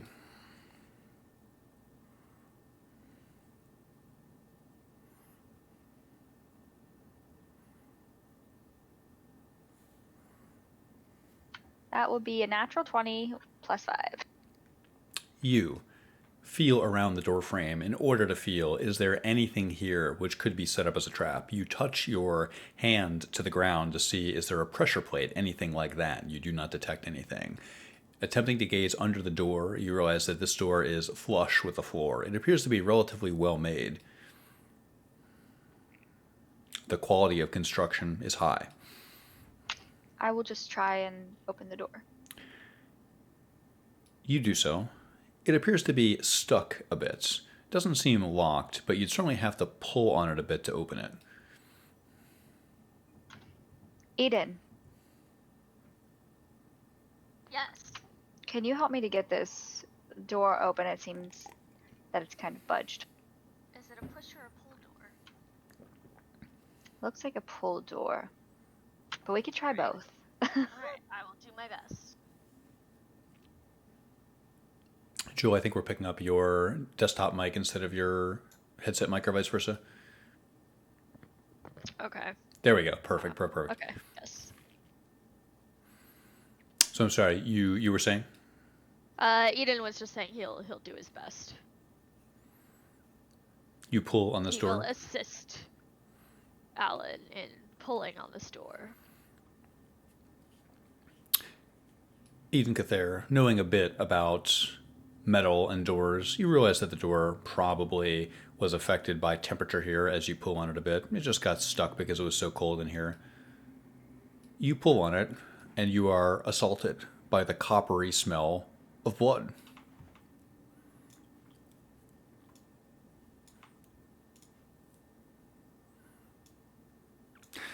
You can see just a bit into this room without opening the door fully.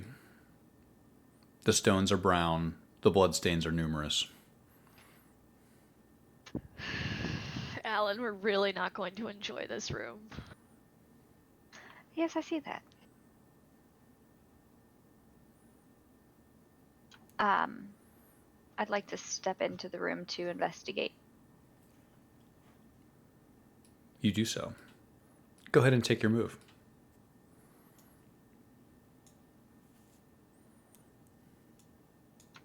Oh dear.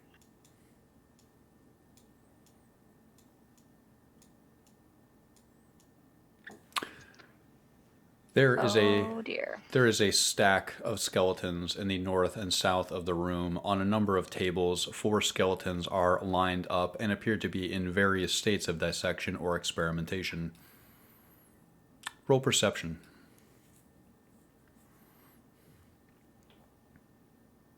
$15. The skeleton on the closest table is wearing something. To the right or to the left? to the right.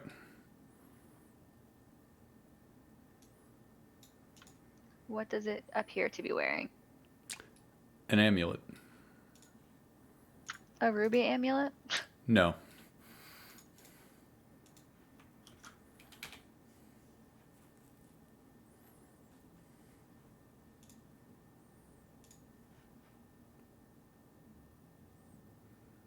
The smell of blood and gore in this room is almost overwhelming. I can imagine. I'll take my pickaxe and see if I can't break a piece of the amulet to be able to release it from the skeleton.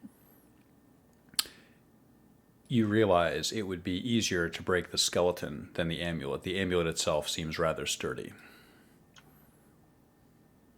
I don't really want to face a skeleton. Make a Constitution saving throw.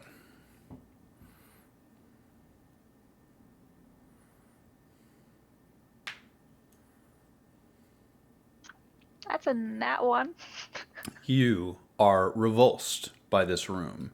You cannot stay in here any longer. All right, I guess I would just grab the amulet then and run out. You go to grab on the amulet. It catches on the skeleton's neck. I'll tell Eden about the amulet when I get outside. Eden. Yes, what did you find? Oh, it's so foul in there. There is a orange sapphire amulet on one of the skeletons, but I couldn't do it any longer. It's just foul.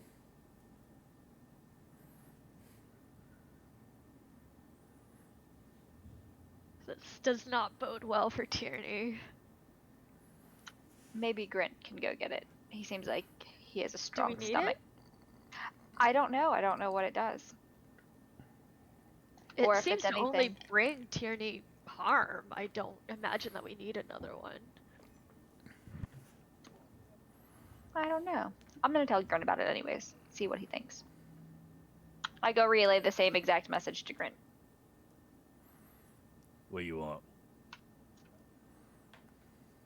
In this room over here, there's a bunch of dead bodies, lots of blood, smells really bad. But there's an orange sapphire amulet on one of the bodies. I can't hold my stomach. Ugh, I can still smell it in my nose. Do you think that you might be able to go get it? You want me to do your dirty work? Please and thank you. Grant's not doing anything. He will go try to retrieve the necklace. It's on the first table to the right. Thank you. Grint, you find a skeleton in this foul abattoir. Around the skeleton's neck, there is an amulet. Grant will pop the skull off and take the amulet. You do so. The skull lands with a faint thud on the wooden surface. You take the amulet. With no connective tissue, it's easy to remove a skull. Grant just looks around and shakes his head.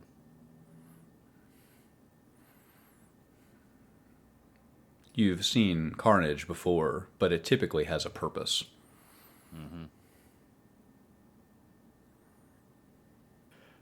He's gonna leave the room.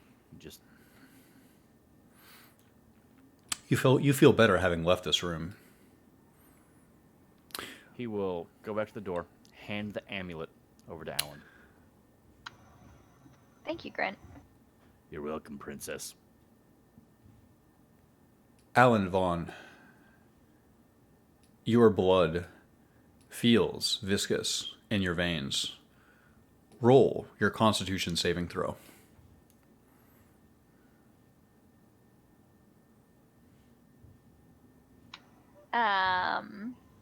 It's 5.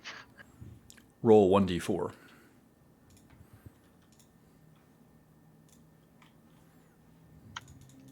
Two. Your Constitution is permanently reduced by 2. What does that put it at? My Constitution, like the number for the Constitution, Mm-hmm. that would put it at a 10. You Wait, permanently, like permanently?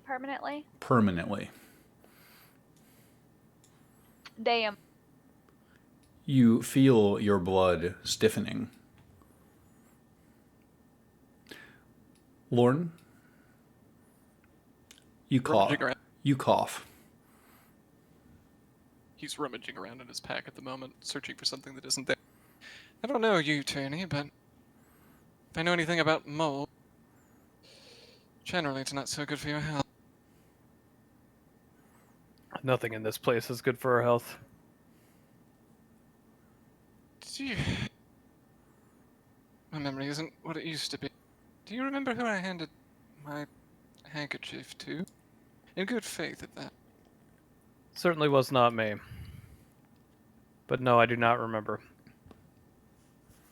You need a cloth over your nose for this room. I believe everyone will. I agree. I certainly wouldn't have given it to Grant. Eden, Yes. do you have my handkerchief? Yes, actually, I believe I do. Eden digs through his pockets and eventually goes over to Lorne to hand the white handkerchief that was given to him previously. He will take it kindly. Thank you. And I tie would- it around his face. I would like to approach Lauren and produce one of the cigarettes from my pack. Say, this might keep the air out of your nose. Certainly wears vices. He'll light it. With prestidigitation. You do so. I have updated the thing. Take a long drag on the cigarette. And enter the room again. This time with a little bit more vigor. You do so. He's making his way directly to the tables. The tables appear to be, at best, examination tables, but in your professional opinion, whatever was done here was barbaric. Can I get a sense of what they were doing? A roll of medicine on that one? I was about to say, yes, I think that's an excellent use of a medicine roll, something we don't use very much. 11.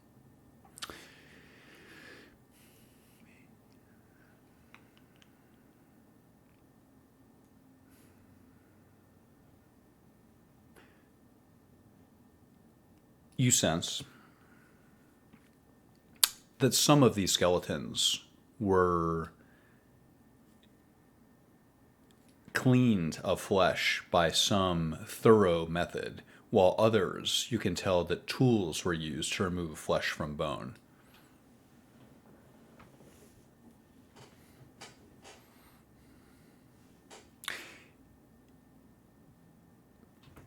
He'll look back over his shoulder towards Tyrion.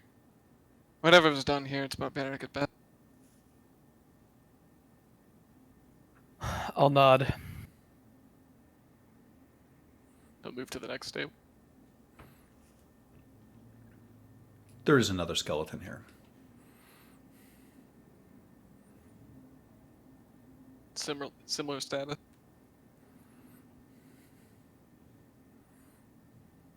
And to our north, or his north, there are these vats. I'd like to inspect those. You do so. You recognize them as holding containers for various foul fluids. One is full of embalming fluid, which you know quite well. Some of them appear to be various tinctures that could have been the result of experimentation. The entire mess gives you a sense of disinterest.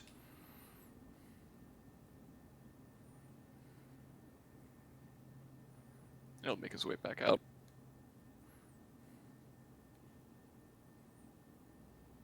From what I can gather, I don't think it was the Lich that did this. I think it was those damn parishioners.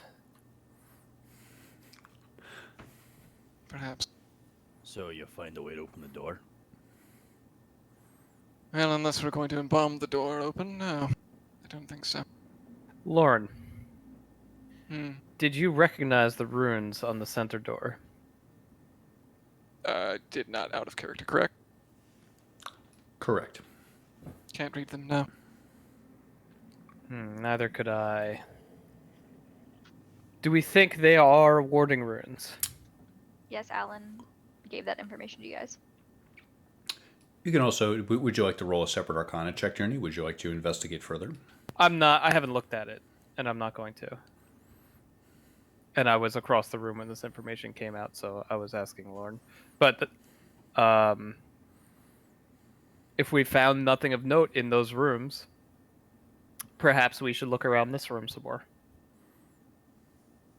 Or perhaps we should just try the handle. You're more than welcome to. Although I do believe you said you found another amulet, yeah?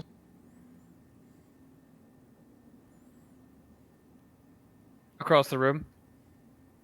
Oh, this was all mentioned to us, at least where Grint was. Yeah. This one wasn't red. Stood out? Grint just shrugs. Alright then. Perhaps we're looking for more of them. Seems reasonable. I'm going to walk across the room and look at the blood red room. Lord will follow and stuff.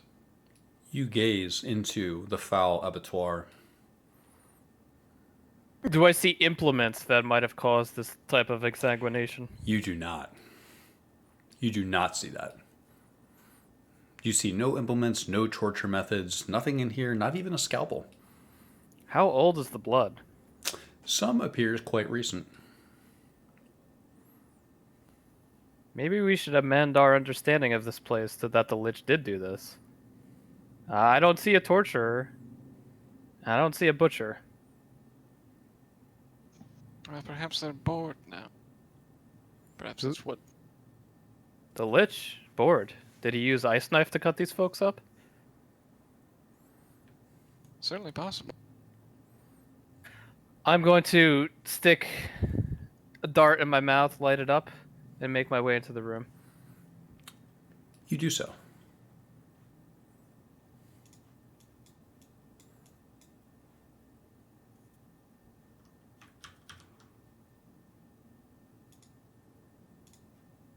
I would like to more specifically inspect the structure in the center of the room.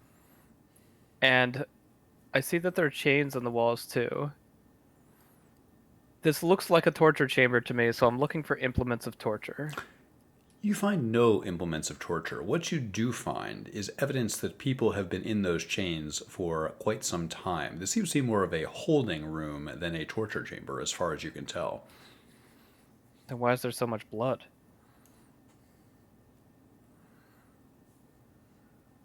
Some of the blood appears to be quite old. Some appears to be more recent. What caused this massacre? There's nothing in this room that would indicate this massacre was caused naturally by the import of this room. This is a large stone dais in the center, correct? It is a pillar that supports the ceiling, and set into that pillar are a number of pens that you could pin somebody to.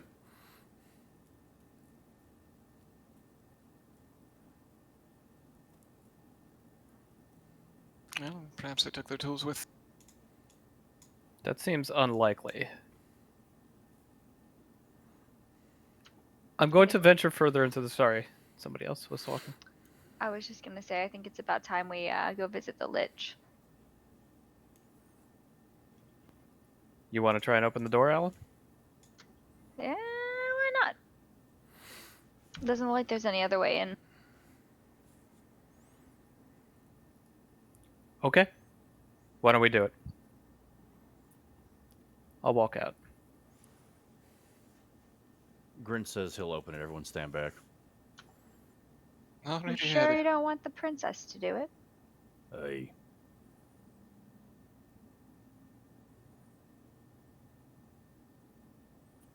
Grint takes a deep breath. He places his hand on the handle. Your hand curls around the cold steel.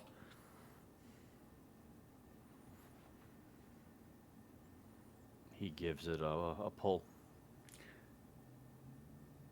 You give it a tug. The door is so heavy that at first you think it must be locked, but giving it just a little bit more give, the whole door swings open towards you. You see something. At once, a massive room is revealed to you. At the bottom of these stairs, there's a massive chamber here. In the middle of the chamber is a large, icy structure that appears to be split into thirds. Sitting on the edge of that structure, quietly observing you, is a lich. Easy to discern. This is an undead humanoid. He's watching you as you come in. In the far right corner, you can see that the floor has collapsed and there is a ladder leading downward.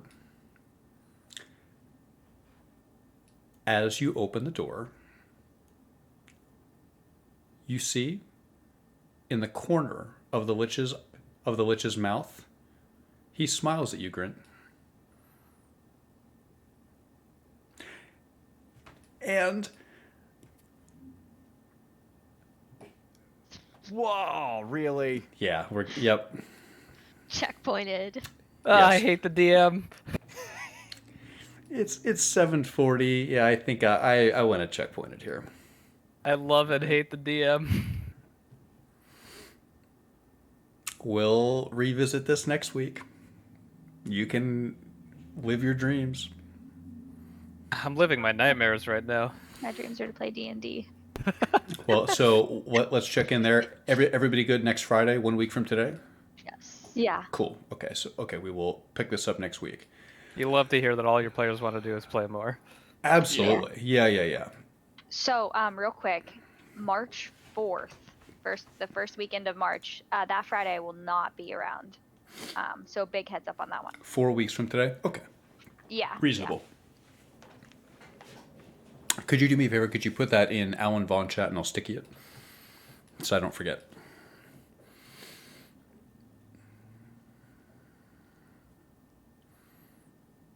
I regret not casting Speak to Plants.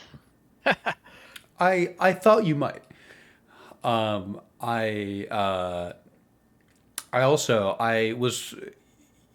I was surprised you guys didn't just I thought Grit was just going to open the door like an hour ago, and like that would have changed like the checkpointing here, right? Wanted You know, to, believe me. I know.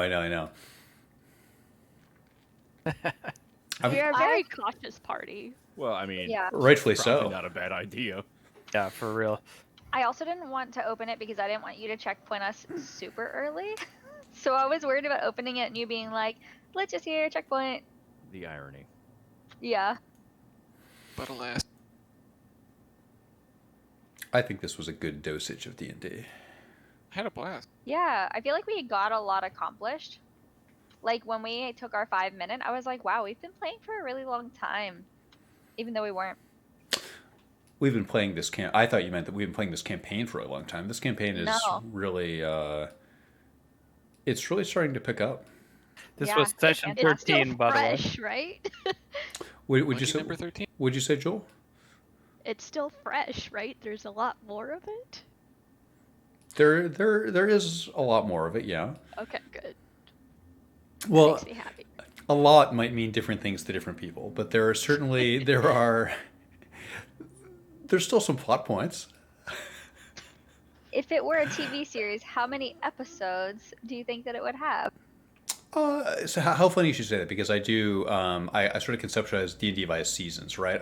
So this is like a season. I think we're at like episode 6 or something, out of however many you can imagine. I don't know. Maybe an episode, maybe a season's 12 episodes. Maybe it's 10. 12, yeah. Well, I think it Depending. depends Some on the have show, 30. right? So you just watched the 6th episode. You have no idea. Are there going to be 30 episodes this season? Who knows? Maybe this is the one that Applejack dies. Now they can't. I don't know what they do after that. Oh man. Who's Applejack? That's a spice. Oh, please. Don't be... No, That who's could have been Applejack? our horse. It's a cereal. Cereal. Oh, I thought Yeah. it was like a character. Well, It Dave, is. Dave, you know about cereals, right? Like, you know, you're. It's like you get the grape nuts, you get the apple jacks. Is this a cereals joke? Like Serials? No, it's a Are you My Little punning at Pony me right joke. now? So many layers. God, I think Tierney's going crazy, guys. I don't know what he's talking Tierney Yep. is on edge at all times. We almost got some Tierney lore today, but not quite. about. In the middle of a Not dungeon is quite. not the right place. Tierney is It's so true. effective at just saying like no and like sneering, and then people are like, okay, stop sneering. Just whatever you do, just stop sneering. He's done such a good job at it that Lauren feels like he's effectively signed a magical NDA. Yeah. Yeah, I mean that's his fear is if he makes That's Tierney so talk fun. about it, he'll be punished. Yeah, that's how I felt too, though. That's so funny that you say that. That's like a perfect description of how I felt when he said that. I was like, oh, okay. If he keeps talking, it'll choke him. Did you? Some things are out of my hands. Speaking of things out of your hands, did you retrieve the pawn? I did. I walked back and I retrieved it. Did you actually? Did you actually toss it? Did you have fun? Did you I imagine? actually tossed it. Yeah, no, it went under my couch. this little man that was is a good Tierney. sequence. Yeah. And I had a suspicion you were going to ask me to grab a pawn, so I had a black pawn at the Did ready. you? I did. I From didn't. two different chess sets, by the way. I didn't want to like when you're asking. So like this is one of these things where like a lot of times day of session. I don't know if people care about this meta shit, but like a lot of times day of session, I'll be like, you know this idea that's like I maybe yesterday I was like 50% sure I wanted to implement it. Today I'm like I'm 100% sure I want to do this. So I was hoping that like, but I didn't want to telegraph like what the sequence was going to be like. So I couldn't be like, well, get it, but just the pawn. You can leave the rest in your closet, Dave, or whatever, because that would kind of suggest at least a little bit what was going to go on. I tried to ask questions which would give you leeway. Wait, so what did you tell him? Did you just tell him to grab a chess set, or? That's exactly what I did. I Okay. just said, yeah, just Okay. just bring a chess set, and then what else did I say?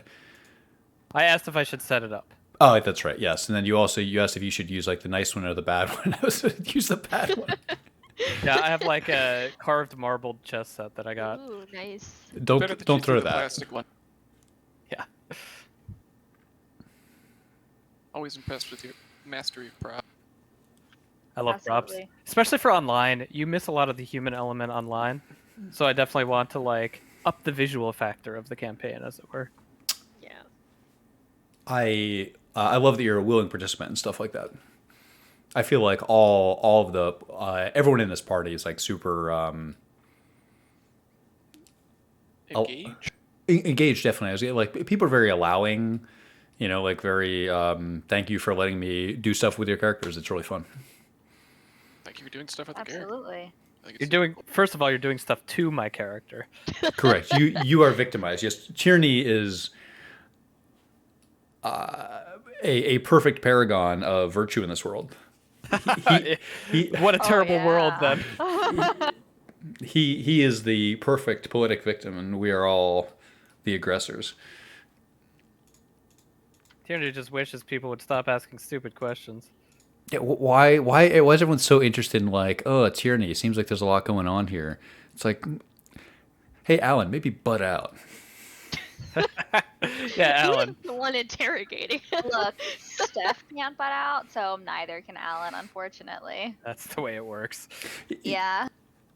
I've tried playing like really nice. Not that I'm not nice, but I've tried playing like a good character or a nice character. It just doesn't. I can't do it. I can't separate myself from my characters. So this is what we get. I usually play a nice character. This one's a little harder for me to be a fucking dick all the time. I know you message me, you'll be like, I feel so bad. I don't want people to get mad at me for telling them off in character. Pretty much. Nobody's gonna get mad at Feel free. you. I love it. Some people, there are D&D groups where that happens though, where people get Oh, very absolutely. upset. Yeah. Yeah, Oh. my in-person group, my character was just like a ditz and like was super silly and stuff, and one of the characters was super serious, and we had to have like a long talk afterwards because he was all pissed off about stupid shit, and I was like, dude, like you can't be mad at me for like me portraying my character properly. It's like, Sometimes it's just Right. really hard for people to separate that sort of stuff. They're just gonna get interpersonal conflict. It's Yeah. general trauma. People get Yeah, connected to their like- character, and then it's hard to disconnect that when their feelings Yeah, are hurt. absolutely. Yeah. Definitely. I feel like conflict is where you get all of the really interesting characterization, though, because it's in differences that like the different aspects of your character come out. That's I the could not real agree more. beauty and fun of D&D. Every character that Yeah. you play is a sliver of Yeah. yourself. I mean, I liked it when Eden asked Lauren about necromancy. Lauren just fucking did not answer that question either. I like that. Tierney thinks that Lauren is one of those elves that was ejected from polite society for being a necromancer because he has that creepy vibe to him. So, Creepy. oh yeah, that soft-spoken. Yes, I'm very important, and I've studied very hard, and I offered no details. He offered Tierney you would detail. know. What'd you say, Lauren? He said he offered you detail. Not important ones. Grant He's has a- been pretty quiet lately. It's because he just. He doesn't have another You, dwarf you to guys talk are all like doing all this stuff, like, wow, look at these books. Oh, there's blood in here. And French is like, I want to fucking kill something already. Let's go. Meanwhile, we're in the Shadow Realm, and you were like, I'm gonna go read some books on this lectern. Yeah, that's absolutely true. Grant was just looking around. out of Like character. we seemed like we came into this room. Everyone wanted to look at different shit. So Grant was like, I guess that, when in fucking Rome, here we go. Thanks for Obviously, getting me a necklace. And then people started getting stabbed, and they were like, you know what? On second thought, perhaps we should huddle together. Yeah, okay, fuck it, let's do it. What were you going to say, Fulmari? I know under no circumstances would have Grint done it, but I'm very upset that he didn't bring the book. Felt that might have shed a little bit more plot lore. Yeah. Michael, are you amused by our in-character theorizing on what's going on? I am.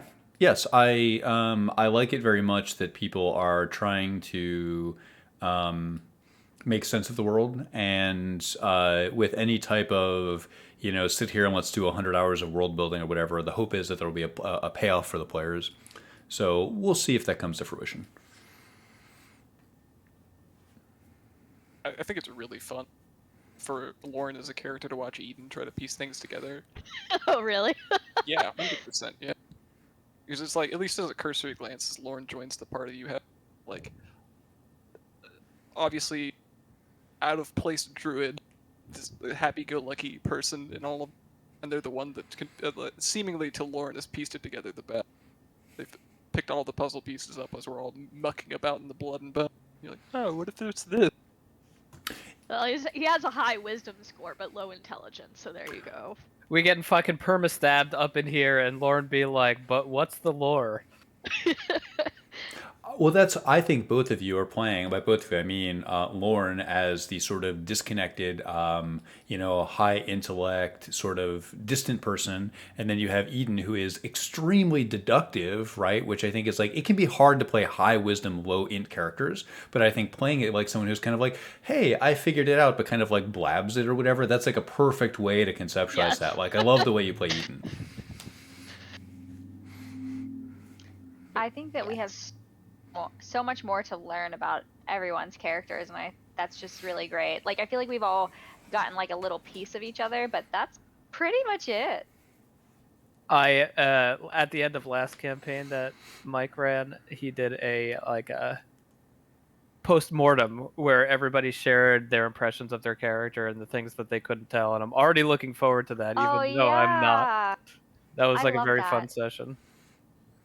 On one hand, yes. On the other hand, no. Exactly. Well, the death of one character just means the beginning of a new one. Perhaps. I'm almost suspecting that there's gonna be some like timeline fuckery, but I don't know yet.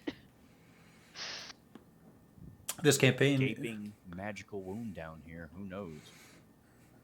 This campaign is largely about things like what is a timeline and what is real, and did this happen? How can we tell? What is the nature of your reality? This is what's cool about the Forgotten Realms, by the way. Like you can go pretty much any direction you want, but it's like and we talked about this like maybe 5 or 6 sessions ago in the post-session thing. The idea that things are just real enough to make it feel visceral or to make it feel like it's happening, but there's also the intense high magic setting. Oh, I don't know. I think it's great. It is great. You do a great job. You do. Thank you. It's painfully difficult to cause things to feel visceral in a D&D campaign. It's so easy to just roll with the punches and like, oh, you took 8 damage, whatever. Here's a gore-soaked room. Oh, okay. Well, there's nothing in it, so we'll just move on. But What I was getting at is I think you do a phenomenal job of walking the line between both the, like you said, the visceral and the high fantasy. Thank you. You guys are the best. I do not deserve this praise, but I take it anyway. Oh, you stop. do deserve it. That's why we give it to you. On that note, though, why don't let's wrap it here. I will see you guys next week. You guys are the best. I'm having so much fun, and thank you again for playing. All right, see you later. See ya. Good night, everyone. Good night.